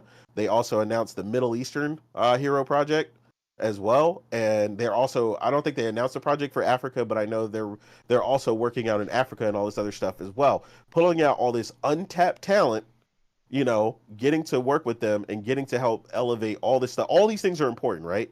Again, this year, one of my favorite games, bar none, which we wouldn't have gotten, per the statement by the director of the studio himself, Stellar Blade. The game we played today wouldn't be the same without PlayStation's Right. financial investment, programmers they sent, game testers, all this stuff. He said the game was much smaller than what you guys got. Like that is what I want to hear, right? When people try to get on PlayStation, they talk about money hatting and this and that. It's not just money, bro. Like there's so much that they're doing, and this is, if anything, them winning like this on paper should show you why you should, as a consumer, why you should support them, because you can see that you get the results of that financial gain they're getting, and you get great games, right?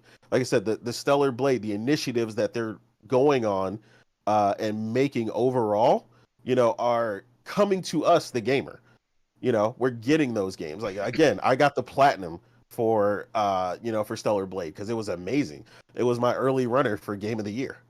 Like absolutely phenomenal. And I'm forever grateful for that endeavor that they went with. But those guys, right? He even said his dream was to work with PlayStation, and that's that 30-year history, right? Of what PlayStation has done and left on the world and their mark, right? Just like us. We're all around the age or older or a little, give or take, of the guy who created, who's the owner and the director of Stellar Blade, right?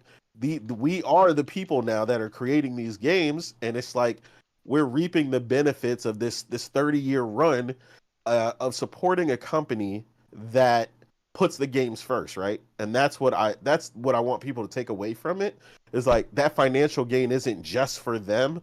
They're not just pocketing this into nothing and giving out $100 million bonuses to their CEOs. I mean, I'm sure they're very well paid. I'm not saying they're not, but Sony and PlayStation specifically have showed a willingness to reinvest a lot of this money back into amazing projects, and the more and more support we give them, the more and more high end games we get, where they're doing things that have never been done before. The creation of the Decima engine, which has gone on to do Jeez. amazing things. Yeah, We're about to see how absolute that beast. engine works on the Xbox, and apparently it's been working great. It's Yeah, been it's been doing exactly. like people have been bragging about the same people who hated the game are now loving the game. Fucking morons. Exactly. At least here's the deal. I have never been a fan of that game. I've never wanted to try it. It's too much walking. It's too slow. I don't really want to get involved in a 100-hour walking experience. Awesome. I know the story is great. That's fine.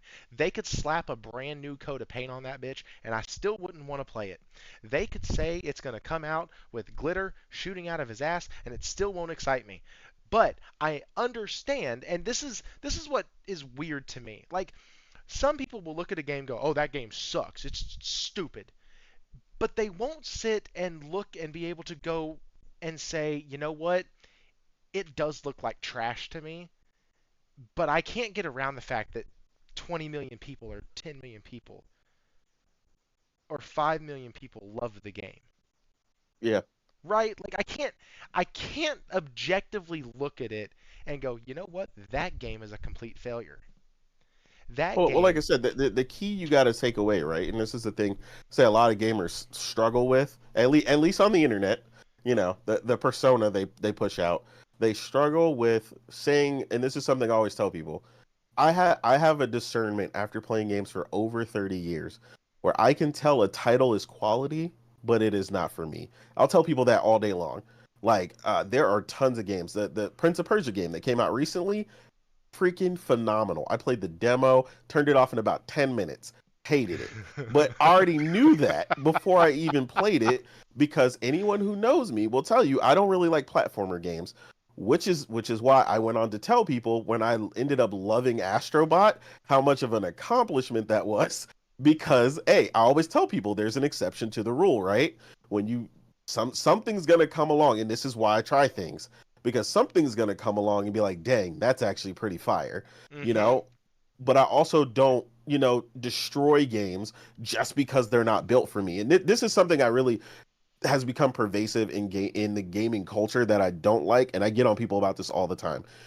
As especially you'll see this a lot as turn-based games have become more popular, especially this year, right? Selling crossing the million mark repeatedly.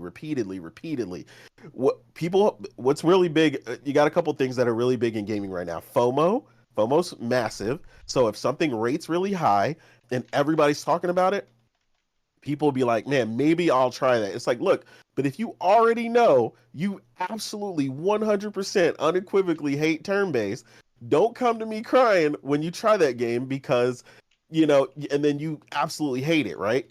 Like, because you just couldn't miss out because you're like, everybody's playing this game. People are doing this with Metaphor right now. I've seen somebody who absolutely hates Metaphor right now. They're just like, oh, this game is stupid. They should have cut out 60% of the content. It's terrible. And I'm like, dude, you don't like games like this. Why? But I know why. Because this person likes to be contrarian. And as long as it's Mm. hot and it reviewed high, they got something to prove, right? Yep. So, and I'm like, But I'm just not yeah, like that. Yeah, go ahead. I just completely agreeing. Huh? And I have a similar perspective. I know what I like. I know what I don't like, and Exactly. the notion of gaming is so broad and diverse in what you can like and can get and all the rest of it. What you enjoy will be for any individual is your individual taste, and you will like the Hmm. same as what some people like, you dislike what some people like. I hate first person shooters because they're too fast for me. So I know it's from a title. This is first person shooter. Yep, that's great. Someone's going to love it. It's not for me. But I'm not Yeah. going to miss out because there's plenty of other games I do like. I like turn-based Exactly. RPG games. I freaking love turn-based JRPG games. They're my favorite platform sorry, not platform. They're my favorite type Genre. of genre of game. Yeah. It's daylight to second. JRPG turn-based is my number one. I love those. I play hundreds of hours of those. No Yeah. dramas at all. Love them. And there's plenty for me to pick from, and they're all different, and I'm not going to get the same amount of enjoyment. I'm not going to waste my time playing a first person shooter that I suck at that I don't like, only because Right. 10 million other people are playing. I'm like, good for you guys. Exactly. Have fun. Enjoy. But people Yeah. that make it should be, with metaphor. I should have cut all this out. It should have that. It's not good. It's like, gaming does not exist for you as the individual for every game to cater to your desire and needs. Right. It's the other way Precisely. around. You And go and find what you like, and that's on you to do. Don't expect the gaming companies to cater to you. Thank you. Thank you. So, That's the big thing I wanted to get on before. I know you got 150, but I wanted to say real quick because this is something that's been big. Because like I said, the bigger they get, the more careful we got to be, right? Because uh-huh. more and more people are flooding into turn-based, and you know what comment I see all the time? Man, I really wish this game was action. And it's like, go play an action game then. You walked in the door knowing what this was. That's like me picking up NBA 2K and being like, man, I wish this was a football game. What? Like, what? That doesn't make any sense. I bought the game knowing what it was, and now I'm complaining that it's not the thing that I want it to be. Same thing with people who are keep saying, and I keep seeing this, people who keep underneath, people are doing this under Corey Balrog's recent tweet. Um, saying they weren't even knowing what he was complaining about. He just said like man, making games is tiresome or something, and somebody was like, a bunch of people were like, yeah, bring back the shorter 12-hour experience, blah, blah, blah. I'm like, bro, there are short 12-hour games or 10-hour games or 8-hour games. They're there, go play them. But you know what it is, the problem, and this is the same thing I told people, is the issue with multiplayer gamers right now. You know what they want? They don't just want those games. Then this is the reason they're trying the metaphors and stuff like that as they rate high. They want the 94 rated game of what they want.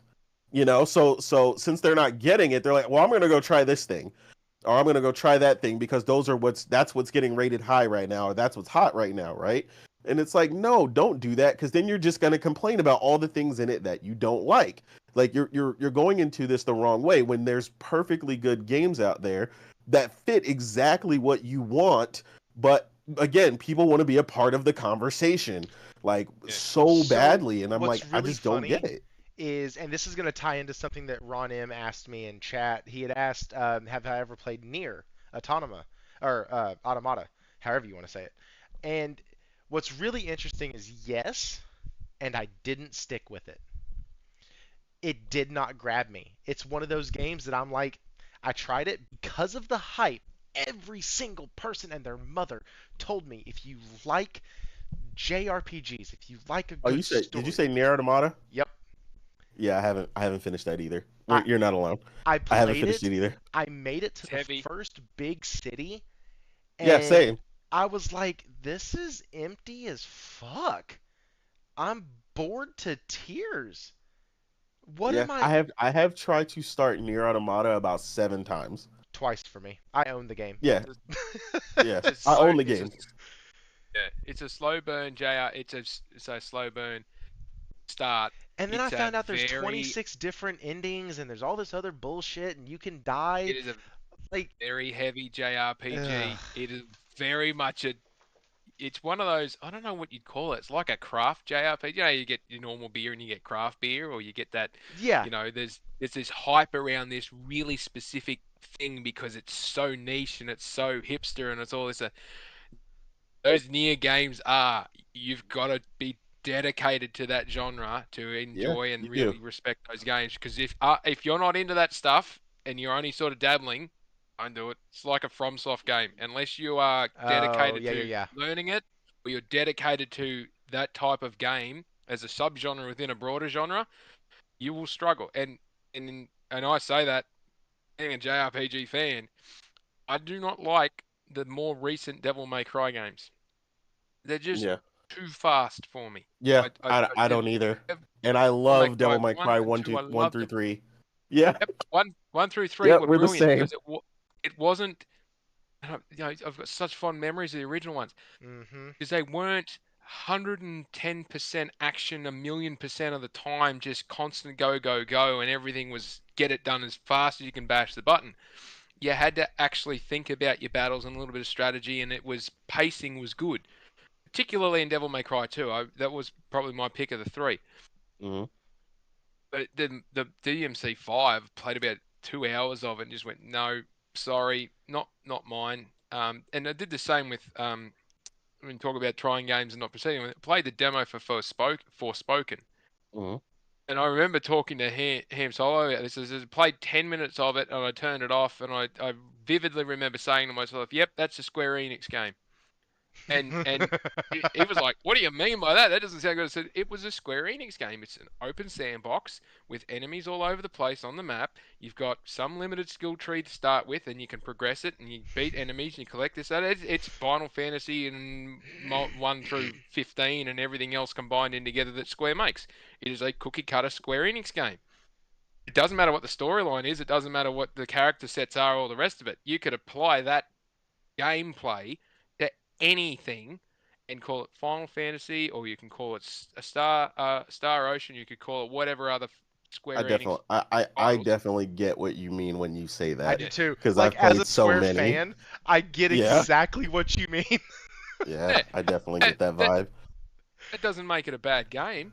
And but I never got around to playing the whole game because there's others that I'm more interested in playing. But that doesn't mean good, bad, or indifferent.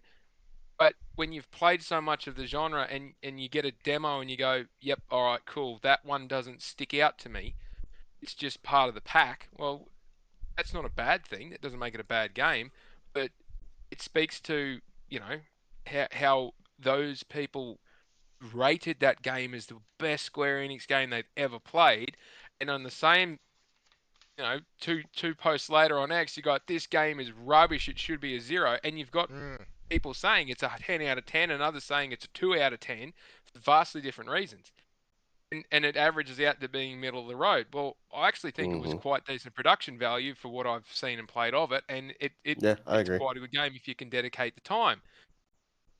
But when you competed with such a saturated market, and like you say, this is the FOMO piece of these 8, 9, and 10 out of 10 games that get these massive scores, and people just go, "Oh, I've got to have them," and it's like, well, they don't enjoy playing them for whatever the reason. It's like, why'd you play them in the first place? The demos are available. You could have got on YouTube and seen what it looked like, or something like that. Or, why shit on our parade if you don't like it? But But just that's the key thing to what you said, right? And that's what I'm explaining because the chat, some of the people in the chat or some of the games you're mentioning, they're like, "Oh, I like that game," or like, and like the key thing I always tell people, it's not because we don't hate any of these games you just mentioned, right? uh, Because I was the same way as you. I tried the Devil May Cry 5 demo, and I was like, "Oh man, this is cool," but yeah, like the whole spiel they're going for, like you said, the hyper, focus on basically, almost being like a fighting game, juggling and all this other stuff, like the yeah, weird way they went about it is completely different than 1, 2, and 3. And like you said, I was the same way. I was like,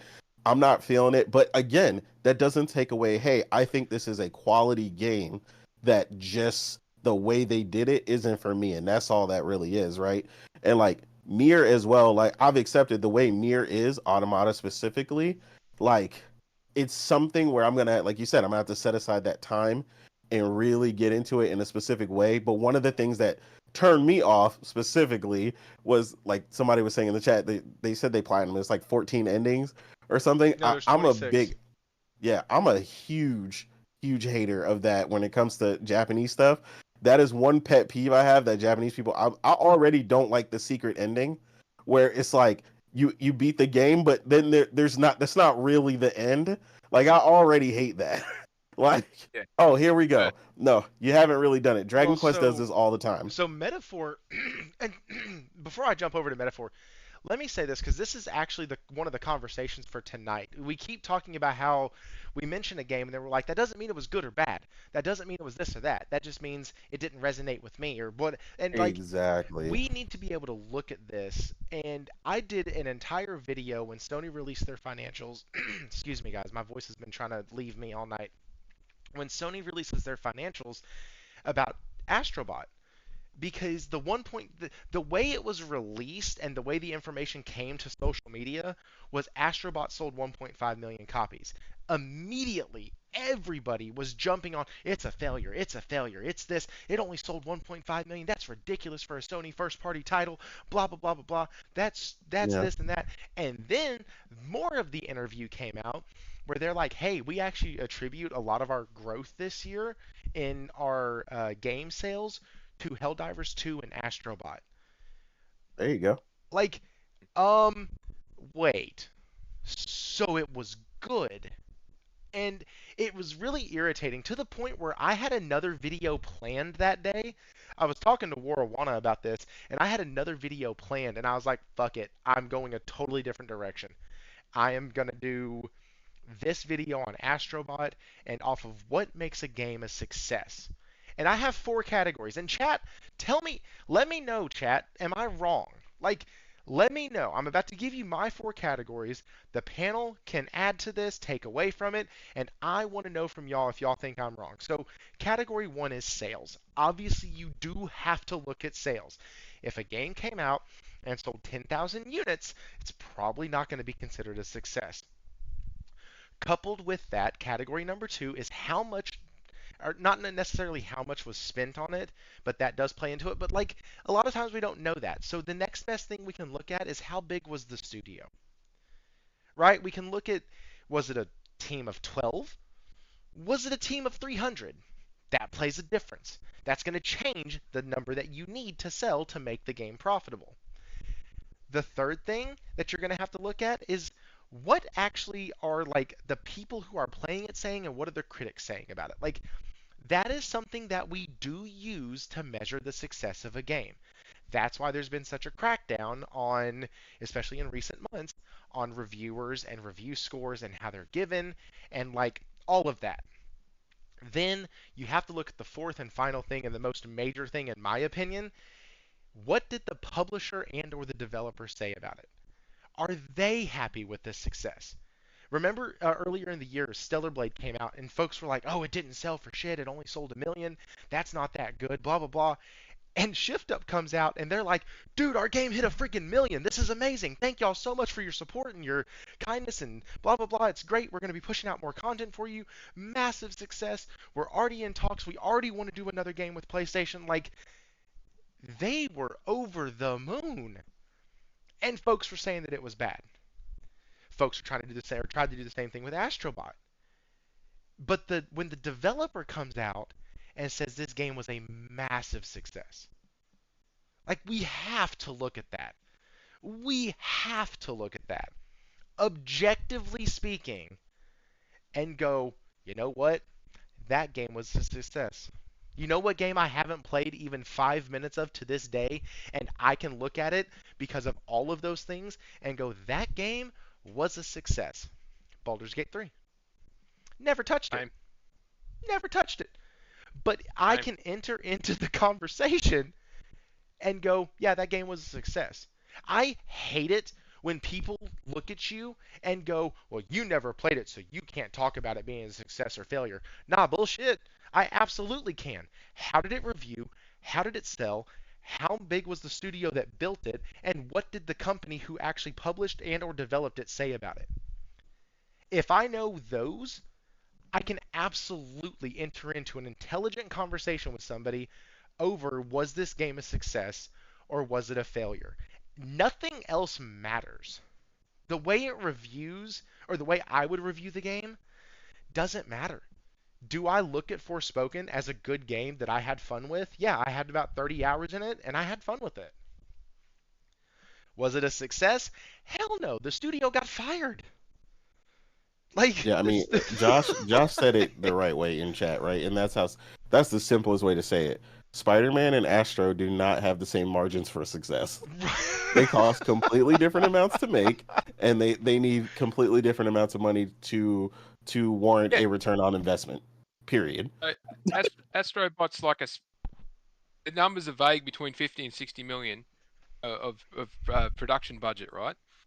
But that's what it costs to get it out there. Spider-Man 2 was close to 180, 200 million or something stupid like that. Right. Talking of magnitudes. But when you're throwing $200 million at a game, you need to sell 10 million units to get even close to an ROI that's comparable. Astrobot at 1.5 million units sold at $60 a game, USD a game on average across the world. Let's just keep it simple. That's $90 million. Mm-hmm.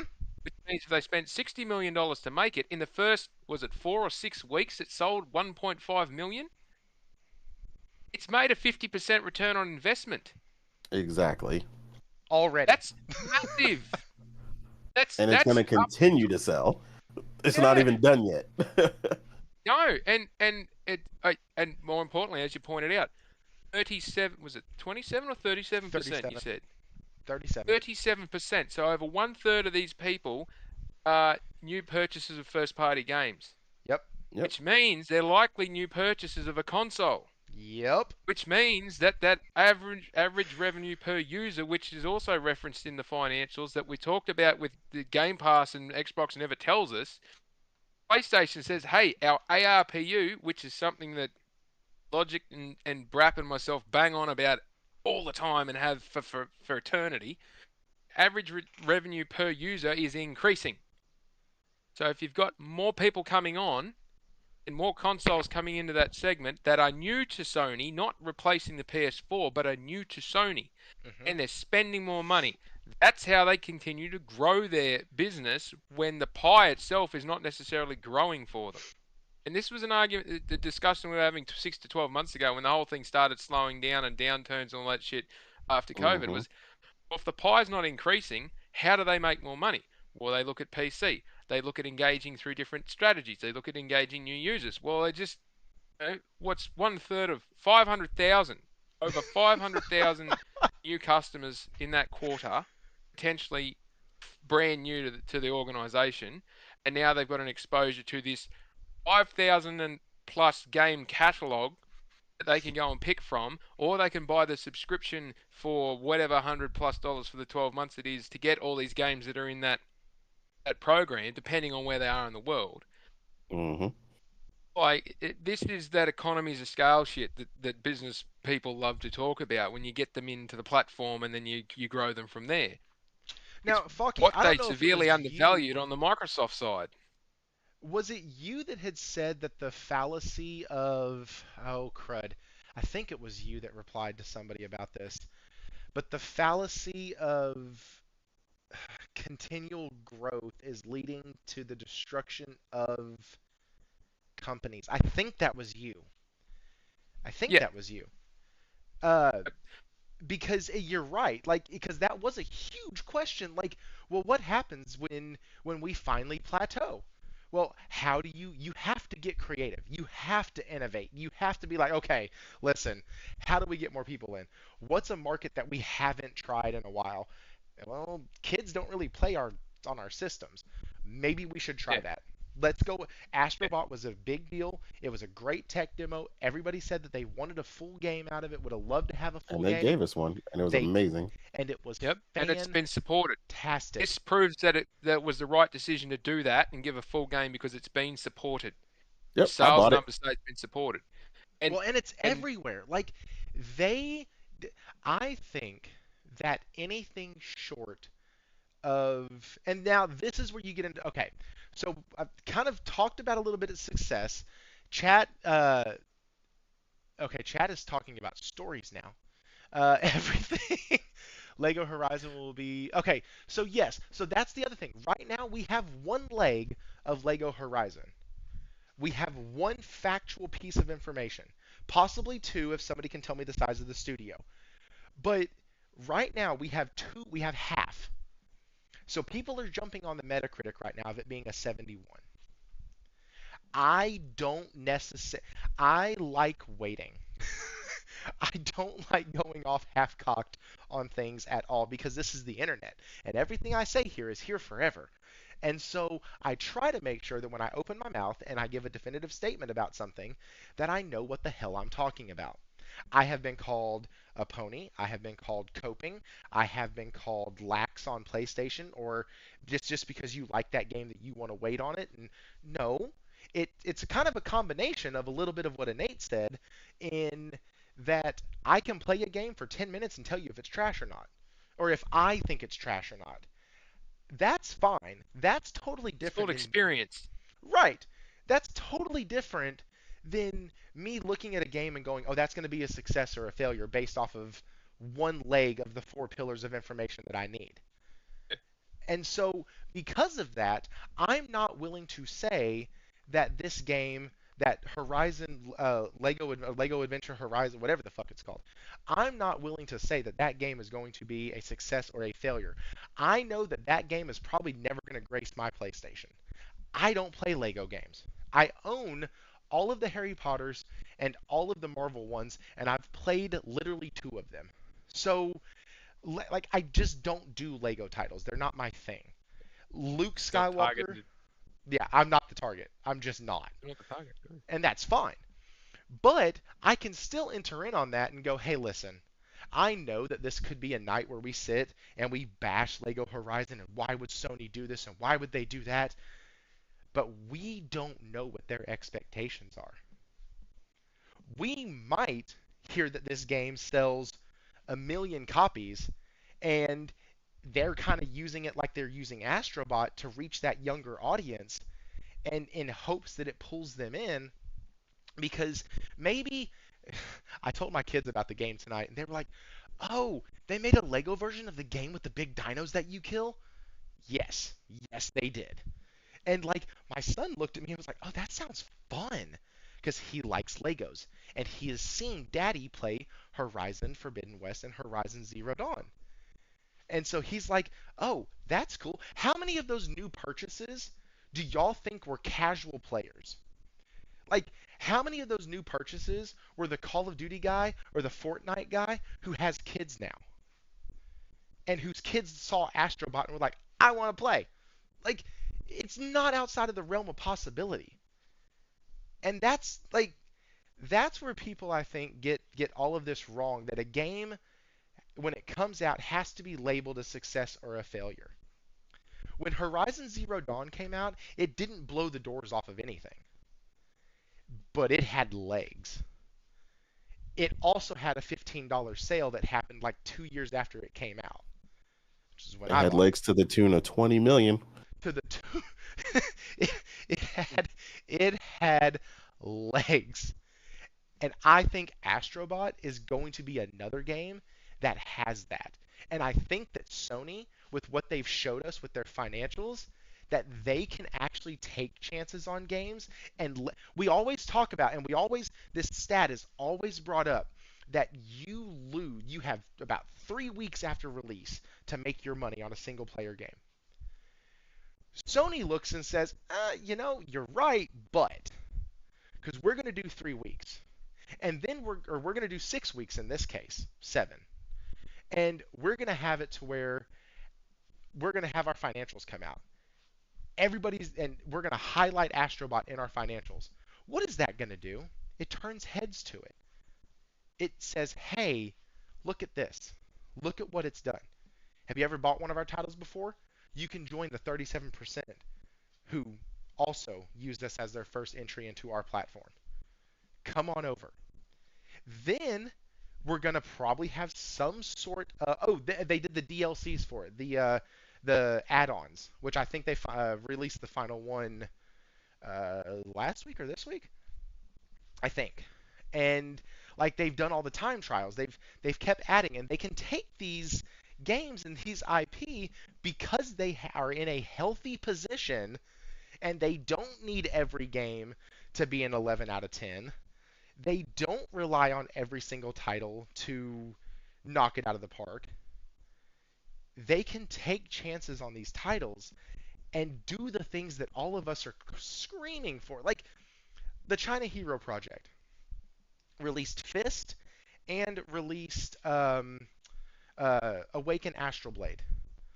Both of those, great games. Fist is better, don't get me wrong, and also Fist is right now cheaper because it's not new. But they're both very solid games. But when we start talking about success and failures of video games and of franchises, and I know gamers, I swear to goodness, I know, it's hard for y'all to do this. You have to take emotion out of it. You really do. When you want to have an intelligent conversation with somebody, if you let your emotions get the best of you, and I mean emotions and how a game makes you feel, right? Like Phil Spencer said that he thinks Avowed is going to be on some people's Game of the Year list, to which I laughed. But then I look at there was a Game of the Year list that had come out for um, oh crud, the Golden Joystick Awards. And number 6 on that list, behind Astrobot at number 5, number 6 on that list was Dragon Age Veilguard. I can't argue that the stupid thing is somebody's game of the year. I can't. Yeah, I mean, Like, everything is going to be somebody's game of the year. but but that's an opinion, right? Like Absolutely. that's all. That is not looking at facts. That is not looking at it objectively. I can tell you till I'm blue in the face that Outriders is probably some of the most fun I've ever had playing a co-op video game. Period. Does that mean it was a great game? Does that mean it was a success? Hell no.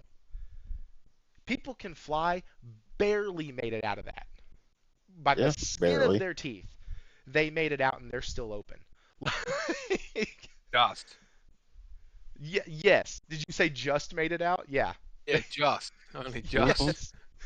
And honestly, I Um, really think it was the expansion that did it because there were a lot of us that jumped back in on that $30 expansion uh, because we loved the just, game. So they got to monetize us just twice. Yeah. So Outriders was the one that launched day one in Game Pass. It was one of the first large third-party titles that they were carrying on about being Yeah, it Yahoo was. within there. And none Yeah, of us and could then play it till day 11. It was. yeah, and it was broken and it was no good, Mhm. and not through anyone's fault. It was a first real crack at something because they didn't, again, like Helldivers 2, they did not expect that many people to play the damn thing. And then lo and behold, after 2 years, until they saw a royalty check, and then they were scraping through to try and survive out of that. Um, yeah, I'm glad they're still with us, but that should be a very good case study for most. Um, It's- the, it the really the was because they tried. They tried so hard with everything that they had done. Because by the time the game finished, it looked nothing like when it first released. Like it yeah, just yeah, didn't. it was big changes. Um, yeah, sorry, I was doing some research in the background while you were chattering on. May I divert back to the Lego thing for a moment? Sure, absolutely. Yeah, that's the segment we're in. So yeah, please. Right. Uh, so remember, Sony's got a multi-plat, multi-platform, multi-faceted strategy on making money within that pie. Because the pie is not great. Like we said, when the growth plateaus, you've got to figure out how to maintain your revenue growing if your customer base isn't growing. And you'll see that, like we said, the monthly active users is flat. It's flat. It's stagnant, but it's not a bad thing. At 118 million users, it's been about that 116, 118 million users for the last 3 quarters. And that's down from 121 million in their peak season. So if we get to the next quarter, December quarter, and it's 120, 121, and they continue to get their revenue per user going up, that's great. But they need more revenue streams. They're tapping into PC with all their major titles, and now they're going to go to the tier 2 section and see what they can pull off the shelf and dust off, and off we go. With this particular Lego game, though, they've already done had it's the big flat-headed thing called um The the big flat-headed thing. big flat-headed thing out of Horizon. Um, Oh, not the the tall the neck. the tall neck. Yeah. Yeah. So sorry, the tall neck. I thought of something else. The tall neck and the Thunderjaw, and something else that they've actually got Lego sets built for, right? That's a licensing deal with Lego, and they've made a decent amount of money off that. Um, and so the next progression on from having the game have a Lego set is, what if we turn it into a Lego game? And that means it's playable on a Switch, and it's playable on PC, and it's playable on the console. I don't think it's going to Xbox though, so that's an interesting point. But I will also point out Sorry. all the PC games that PlayStation has done, where these Xbox lunatics go, oh yeah, you can play it on Xbox, blah, blah, blah. No, you can't. Microsoft gets no money out of that because they don't build it for any Microsoft product to run it.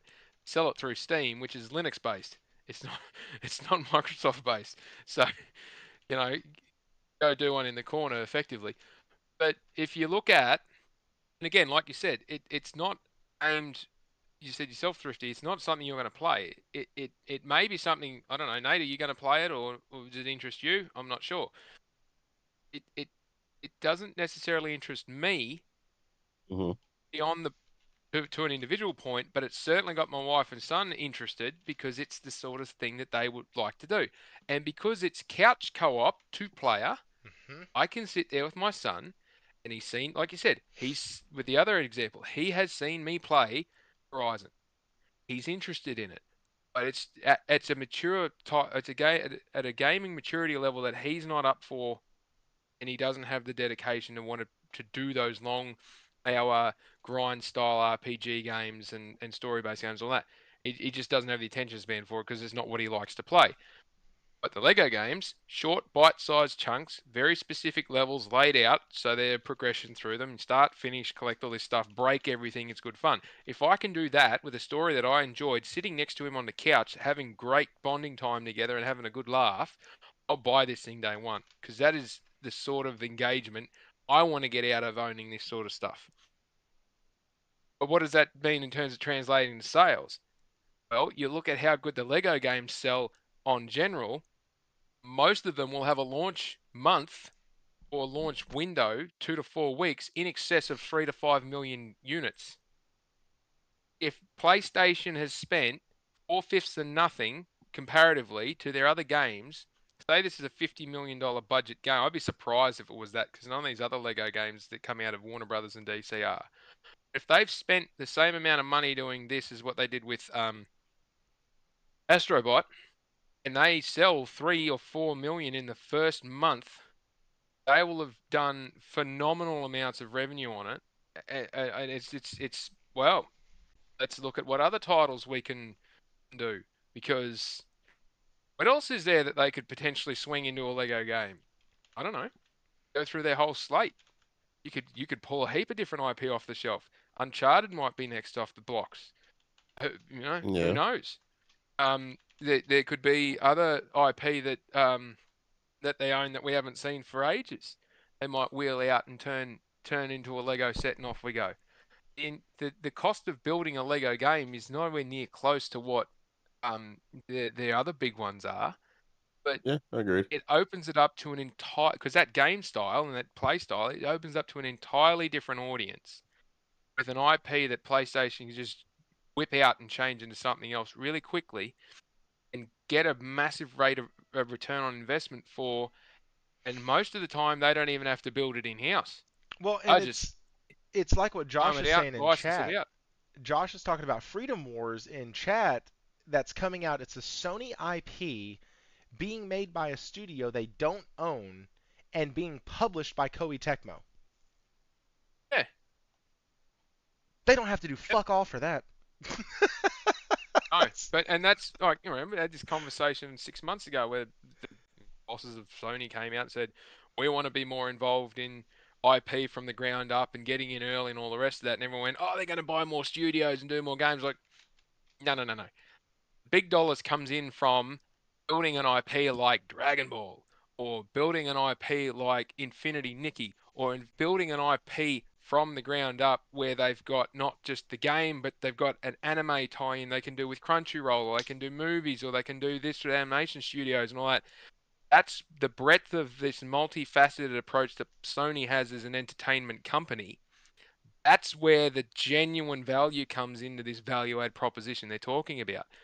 It's not just because they sold their IP for Death Stranding back to Kojima so that he could put it out on Xbox and all the rest of it.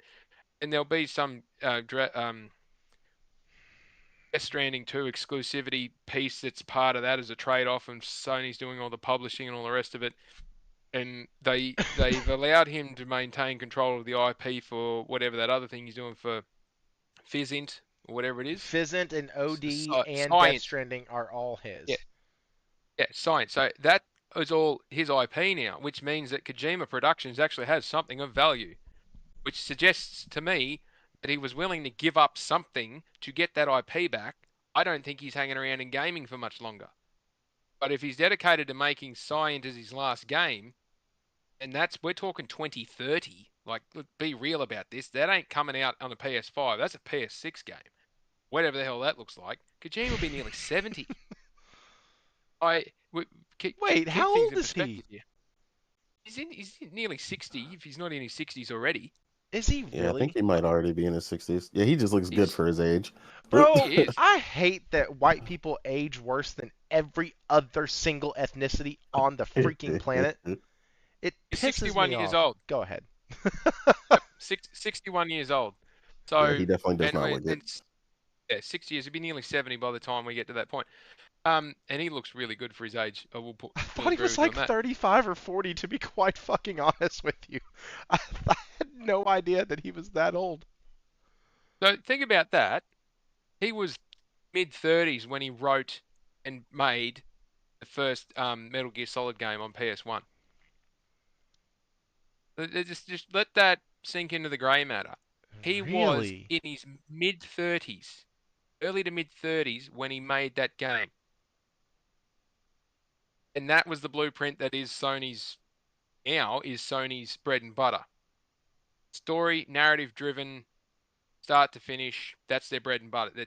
You look at the first, that was you could finish that game in 6 hours if you wanted to. But again, two endings and many different things you could do throughout that game to get different rankings and all the rest of it. And multiple different play styles. You could be brash, you could be. Metal Gear Solid is one of my number one game, top three What's games. going on, Probably everybody? number It's your one, boy depending on Thrifty what day of back the with week is. Thrifty PS Gamer That's the Reviews. blueprint. This You look is at the PS2, long 3, mentioned, if you've been 4, on my and live 5, streams, all the review big of title Diablo 2 PlayStation first-party games Resurrected. follow that. Make it a If you haven't narrative-driven watched it story yet, game with I gave a video of my it'll history just with fucking Diablo do numbers. as a franchise, And and this that's video I since really wanted to go 98, over Diablo 2. 97, 98, whenever that thing first And came so, out. Diablo 2 is a Um, very thrifty title now. So, Is down looking at around the $15 mark. Getting back to the IP discussion though, and you can find it on sale PlayStation's quite going to regularly. grow this stuff from scratch. They've I think got to 15 invest to in 19 new is IP, about which means where I they've see got to it when have it a goes think on tank sale. that can You know, bring this stuff to let's life. talk Now, about whether it though. it's through Is it fun? Is starting it it as an good? anime If you're and new to then bring it into Diablo, is this a gaming, good or they place start to it in gaming and take it somewhere else, they're going to branch this stuff out. They already said we've got a Lego game for Horizon. We've got a board game for Horizon. We've got Lego sets you can build for Horizon. We're doing some kind of show for Horizon. We're getting into this realm. Uncharted's had a movie. They're going to make a second one. The Last of Us had a TV series. It's an ongoing thing. The God of War has had a restart on what they're doing with that piece. Look at Twisted Metal. That thing was no one expected that to be anywhere near as good as it was. That thing's a friggin' hoot to watch. Yeah, I Um, love that. and then you go into some other sections, but like their big cross piece is not us. The the growth target, I should say, with all this stuff is not us that are already customers that are buying stuff from them frequently. They're trying to crack new markets with different approaches. If putting Horizon Lego on Switch means that they can access that platform and they sell 10 million units on that and they have to surrender 30% of that revenue to Nintendo, I don't think Nintendo is going to care, and I don't think PlayStation is going to care. I think they'll both be sitting there at the next partner meeting and twiddling their thumbs going, that was a really good idea. Which one's going next? Because they're that far in front that they don't, and they're in that good a position considering how poor the market is at the moment. Not to be misconstrued, PlayStation still can't afford to have a heap of major flops, but when they're only putting in 50, 60, 70 million dollars into a game, the expectation to break even is only around that 7, 8, 900,000 unit mark or million unit mark, and they're in the black. They have something that hits and goes. Well, why not? But they're not going to use their in-house studios to do it. They'll farm the work out. And it leads back to something that Nate was saying earlier. They put all this effort in to make sure that we get good stuff to play. But they also have these other teams that make sure we've got plenty of games coming to the platform. They don't have to be first party built, but they've just got this massive breadth of different types of games that we have access to. And Exactly. Sony invests in those companies to make sure that they get the games to us. You look at some of Shuhei's interviews over the last few years, and number one best thing Jim Ryan ever did was say to bring Shuhei in on day one and say, what do you want to do? And here's a blank check, go and do it. And off he's gone. And since then, it's just been like, oh, indie heaven, small game Yeah, it development has. heaven. Yeah. It will find whatever you're making And his job now is just go to conventions, go to these seminars, go and talk to different studios, go and find whatever the hell they're building and make sure it gets on PlayStation come hell or high water, get it on this platform. And that feeds their business model of they are a third party. They make their money out of third party sales. And the more they can get on there, the more that they can sell. It's great. You never hear about small studios getting on the PlayStation, or I shouldn't say you never, you rarely hear about small studios doing the right thing, get on the PlayStation Store, and they've committed tens of millions of dollars to building something, and they can't sell it. The stories is usually we reached out to PlayStation, we told them what we were doing, and part of being getting on the store for PlayStation partnering is you've got to show them your business model. They won't let you go and piss money up the wall on something that you're never going to recover on, because they would rather you be successful than you put something out there with no support, because then they can't keep selling it. And Agreed. the engagement that you get from, again, Sean Benson and her team, third party gaming engagement, Shuhei and Greg Rice and their teams from going out and bringing these small games on site. You know, Hollow Hero. Hollow Knight. The game I keep banging on. No, not Hollow Knight. It's the game I keep sharing on Twitter, calling Combat Wombat. Hollow's Hero or something like that. I can't remember the full name for it.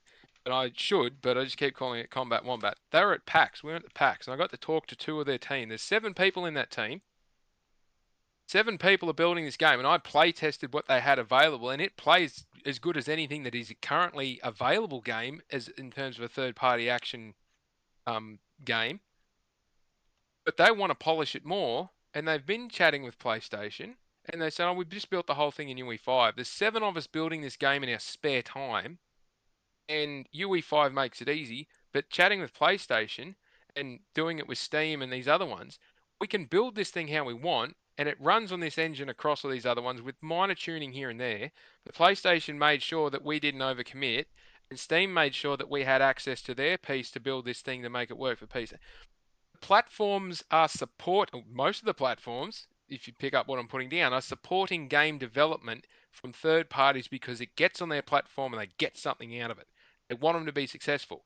One platform in particular just wants to fuck you over, and they won't support you because they won't call you back when you ring them up and say, "Hey, this thing's not working. Can you help me?" But shift up with Stellar Blade, and we had Rise of the Ronin, and we had Helldivers 2.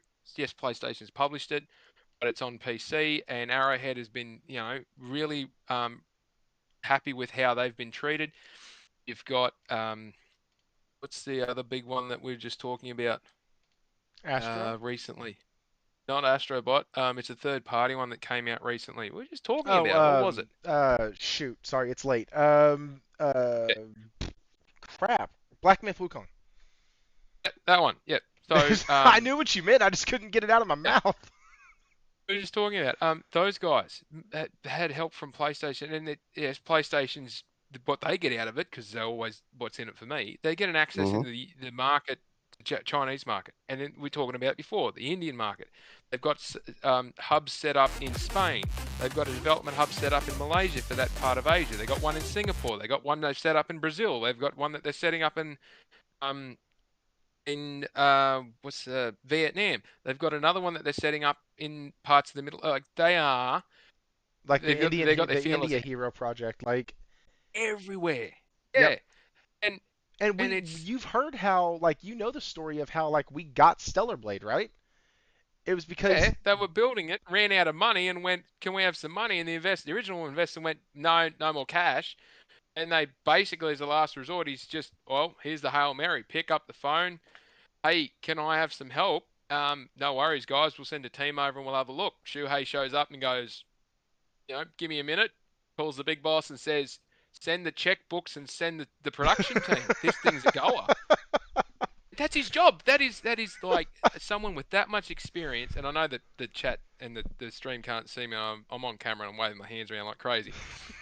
That's I could see you. how much of an important role somebody who loves video games is able to go out and find them and bring them to the platform. Hmm. Not, "I love video games, I'm going to build one." It's, "I love video games, I know what I'm looking for, I'm going to go and find them, and I'm going to make sure they come in."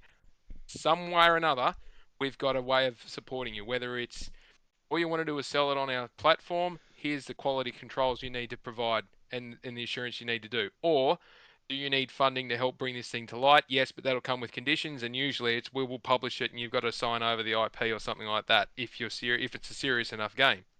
Mm-hmm. Or somewhere in between. And they've got XDev sitting there to help you. They've got this live service team sitting there to help you. They've got all this stuff sitting there to help you. And most of the time, if PlayStation themselves can't afford to do it, they'll redirect you to one of their preferred partners in publishing. That's why Bandai Namco and what's the other one? Bandai Namco and Capcom are two of the biggest publishing houses that get games onto PlayStation. And it's because they just have this, yep, no dramas, bring it in, publish it, and off we go. Because the one that EA has is a pain in the ass to deal with, and Take-Two just sold theirs, and no one wants to deal with Ubisoft. But Sega doesn't do third-party out farming like the other two do. Square Enix has got enough, is a basket enough case to not want to deal with, and Katakawa's not constructed or was only just starting into that zone. They've got the ability to do stuff, and it's just, us as gamers are being spoilt rotten with our opportunities. And I've deviated a long way away now from the original thing with Lego and the IP and whatnot, but accessing other markets and broadening that scope with all the different partners working together to get something out of it. They're all taking their piece out of it, and we're just sitting here going, all three of us are 30+ year gaming veterans. We're sitting here going, holy crap. So, real what am I going to quick, play next? sorry, yeah, yeah. I have 75 hours in Metaphor right now going, after Metaphor, I have all these other games I have to play. I just bought all the Final Fantasy 1 through 6. I just bought Darksiders 1, 2, and 3. I have games coming out in January. I got Freedom Wars. I have Ghost of Yotai. I have, there's a couple coming out in February. So, real quick, Stephen Leon gifted 10 members to the playground. Thank you so much, Stephen. I truly appreciate it. Guys, you don't have to sit around and wait for a gifted. You can get one yourself. You can go down there. You can hit the $sign at the bottom. You can go ahead and sign up for a gifted, or some way you can do it. I don't know how. I probably should if I'm going to promote the gifted things. But like, you can No, go and you're right. actually. You're right. That's how you do it. It just doesn't work if you have a split. If you have a what you call a persona account, which they came out with a long time ago, which is why I remember I was complaining to you that I was like, I'm always in the chat, but I never get a gifted sub. And then I tested it by purchasing the Oh, sub, and then I came in under that other name, and then all of a sudden the sub lit and I got a gifted sub. It's because it yes. has to be your main account, and it can't be the persona. And the reason they came out with those is because a long time ago, when you first got a Gmail and stuff, you weren't allowed to not have your real name. So in order to not have your real name show, you used to have to create a persona, Right. and that is what I've been using everything on, is that. And that's why now on this one, like I said, when I type in the chat, I have it on this one, and all I did was I changed the name because now they've changed the rules, so now you can change it, but I still have to keep the other one Wait, are you in because the chat currently? yeah, right there. I can't find you. Oh, I just now typed. you're there. Now you're there. Yeah. Like, it So, wouldn't, I could type in your name on the PC and it wouldn't show it to me. So weird. oh, okay. Yeah, so this is my other account. Like this isn't I just changed the name to match, but this is my other account. You can see by the emblem. It's the N7 from Mass Effect. Yeah, yeah, And my yeah. other one has like swords on the back. Correct. And that's because that's the one I've used that account since basically YouTube's inception. Someone actually, fun fact, this is random, by the way. I know we were talking about gifted, but fun fact, and this is why I'll never get rid of it. The only way to switch it, right, is you have to basically get rid of it and make it your main. But the problem is that would get rid of anything you had on the channel, your entire viewing history, and any comments you've ever made on YouTube would be erased. The Not reason fair. I'll never do that someone actually replied to my very first comment on YouTube about 2 months ago, and they were like, "Oh my God, I didn't think you'd respond. This comment is so old." And I was like, "Well, I got a notification, and it was an Initial D video, the anime Initial D. Somebody made an animated music video of it, and somebody commented, and they just were in absolute disbelief that I commented like 30 minutes later. Like, so yeah, that's why I'll never switch it. That's so But yeah, fun. Speaking of fun, guys, we have I gotta call it. It's 12:15 my time. Um, Oh, sorry.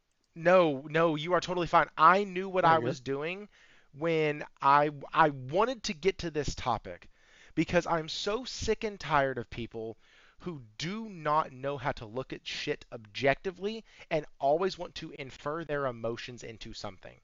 That Agreed. bothers me to no end. People who and it God dang it, it happens so much with the political woke nonsense bullshit. Like it happens so much with that we cry wolf, we complain about it, we do this, we go one way or another, we talk with our emotions, and when a game comes out that actually has it blatantly staring you right in the face, we've overreacted so many gosh darn times that we can't call it out with any kind of certainty without somebody looking at us and going, "Oh, well, you're just being this way, or you're just doing the same thing you always." Like it's ridiculous, and it goes into every facet of this. I have said from the very beginning, I'm not a I'm not a news channel. I cover gaming news, yes, but my goal is to provide fun commentary on the gaming news.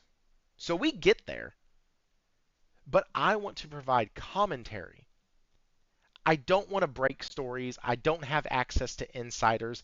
I don't do any of that crap. I use my right eye and my left eye. Shout out to Jez over at the Grindhouse. Like, those are my sources.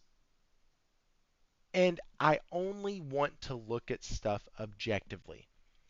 So that means in a month or two, if it comes out and they say, hey, listen, um, Horizon Lego Adventures sold 500,000 copies. We won't be pursuing a partnership with them again. Blah blah blah. Um, you call this fun? Yes, I do. Like, then I call them out for it. Concord, I had Concord in my show, a game I did not play. I had Concord in my show 2 weeks in a row, and I never touched it. But when you start looking at things objectively, you can have an opinion and form an intelligent thought without actually playing it. Like, I'm sorry. Anyways, I'm going to go back on a fucking diatribe, and I don't need to. I need to get off of here. Guys, the links to our guests are in the description below. Uh, David, I just looked at your timeline, and I swear to goodness, you are on every single podcast known to man. Like, what's the one outside of you being a reoccurring guest on here? What's one of the other places that people can find you? I don't care who you promote right now. What is the other place that they can find you most often? Uh, these days you most likely find me on Brap, on his podcast, um, or I know it seems like I'm on a lot, but I've done an awful lot of recording recently, but I haven't actually done too many lives. Okay. Yeah, Brap's probably the main one at the moment. Keep an eye out when we get into January for Doomsayers. He'll be back and running Oh, again okay. after the hiatus for winter. Um, One day Mooch will invite me back on, but he's on a bit more of a time crunch these days and trying to talk more games, less business. So, um, which is good. But yeah, they're probably the main ones. Yeah, Okay. It's but so yeah, weird. you Cool. know, I cannot get your Twitter to pull up, even though we follow So each other. it's I have to type in on mine. I have to actually type in David, and it pulls up. If I start off with Falk to go Falky, it has no idea who the hell I'm talking about. No Yeah, clue. I had to almost type his entire name for to get it to pop up, which is weird, um, but I yeah. found So it. it's uh, at Forky 87, but you know, just I don't know. Who knows what's going on with the algorithm on X these days? I All had I know is X needs to go ahead and get their shit fixed because my bot in our Discord is not fucking working, and it's rather annoying because I actually started paying for it. So I could like I literally started paying for it last month. So it would let me like link more tweets from X over to Discord. Yeah, not Mhm. working. Can't get there from here. It's dead. And apparently, I was talking to Wara about it uh, because he's the guy I run to if something's not working. And he was like, "Man, I think it's everywhere. There's like several of them that are down. They're toast. They're gone. Blah blah blah." And I was like, "Oh, okay." So yeah, X needs to figure out what it's doing with its life. Okay, maybe Thrifty, but not, but everyone else, much love. Y'all are funny. So Inate's is down here. I knew where you could find him. The Real Innate on X, Autoplayer Podcast on YouTube. Both of those links are down there. Seriously, dude, if you're not following him, I don't know what the hell you're doing with your life. Great dude. He always will let you know what he's playing by his Twitter handle because he changes it every time he starts a new big massive game. And so like right now it's JRPG Innate Refantasio, and like that's like I message him randomly about a game because I know he's playing it based off of that. Like I think I've done it every time. I also do it with Creative Kofi, who does the same type of deal. Um, but Nate, thanks for coming on, man. Do you have anything else that you're doing? Are you on anything else? No, I mean, you got the link to the Otter Players podcast in the chat. Honestly, man, besides that, I'm just gaming, and I wish a lot more people would do a lot more of that and a lot less nonsense on Twitter. So, Facts. Uh, yep, we guys, need to have something remember. to laugh about, don't we? agreed. It's so true. Um, guys, remember, y'all can support the channel and support my wife by going to roundaboutsoapery.com. Use the code Thrifty10 at checkout. And yes, she does pay me for this. No, she really doesn't, guys. Um, and then, like I said, I'm going to try it out for a couple weeks, see how it goes. But my Cash App link is in the description below. A couple people, literally two people, had said that they don't like doing the gifteds, they don't like doing memberships, they don't like doing anything like that, they don't like giving money to YouTube, blah blah blah.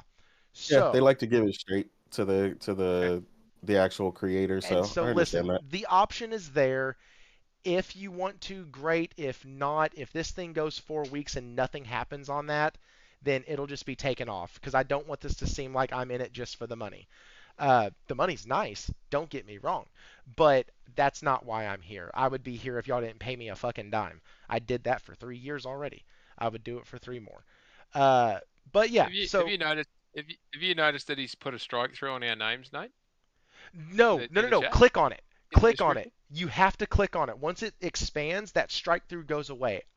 I tried to like highlight by putting a dash on both sides of your name, and apparently when you do the show less version, it like crosses it out. It's real weird, but then when you expand it, it goes away.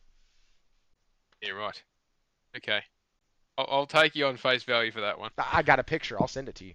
I because I saw that and I No, was like, no, why are they crossed out? no, it's all good. That's all good. But anyways, guys, everybody have a wonderful night. Find a game on sale. This is the month to do it. Don't get suckered in to a game that's normally $70 that dropped down to 69. Don't do that. Or that dropped down to 59. That's dumb. Look for the game that's like 50, 60% off. Like Space Marines 2 is on my radar for Black Friday. I want to see that Joker at 35, $40. Yeah, I actually just was telling Priscilla because funny you said you mentioned Dragon Age thing earlier because it's actually her game of the year. She is loving Dragon Age. She's playing it on PC right It's now. so crazy. Um, and she wants it on PlayStation as well to play on her PS5 Pro. And I mean, it's the girl, I'm gonna get it for her if she wants it, regardless. But I was like, hey, just wait a minute and it's gonna drop minimum to $39.99 minimum during like this Black Friday upcoming like week area. So I was like, instead of paying 70 for a game you already own, just wait a minute and it'll at least drop to 40. It'll probably drop as low as $29.99 for the regular version, which is all she really needs because the deluxe edition is trash and it just comes with a bunch of appearance Facts. nonsense, and it's $20 more. It's $90. It is not worth it, and I am the absolute king of getting the I don't care, take my money edition. So for me to say don't get the deluxe edition, that means it is 100% not worth it, and I have played every Dragon Age. So yeah, if you guys are interested in that and you're like, wait, I want to kind of want to try it, and you're waiting for a sale, just pick up the standard. And like I said, same thing like you were saying, anything you're eyeing will most likely be on sale within the next week or two. Mm-hmm. Also, don't Set yourself- forget we have digital. Oh, sorry. Go ahead, Falky. I was gonna say, set yourself a budget. I'll give you some financial advice. Set There yourself you a go. budget There you go. and think about what you're buying and what you're prepared to part with, and you'll be very surprised just how many games you can get when those sales hit.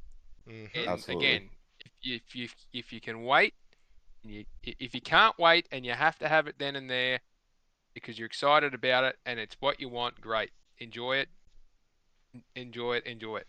If it's not a must have it today, must have it now, then don't be a sucker, wait for a sale. Absolutely. You know what? That's where we're going to end it, guys. Don't be a sucker. Wait for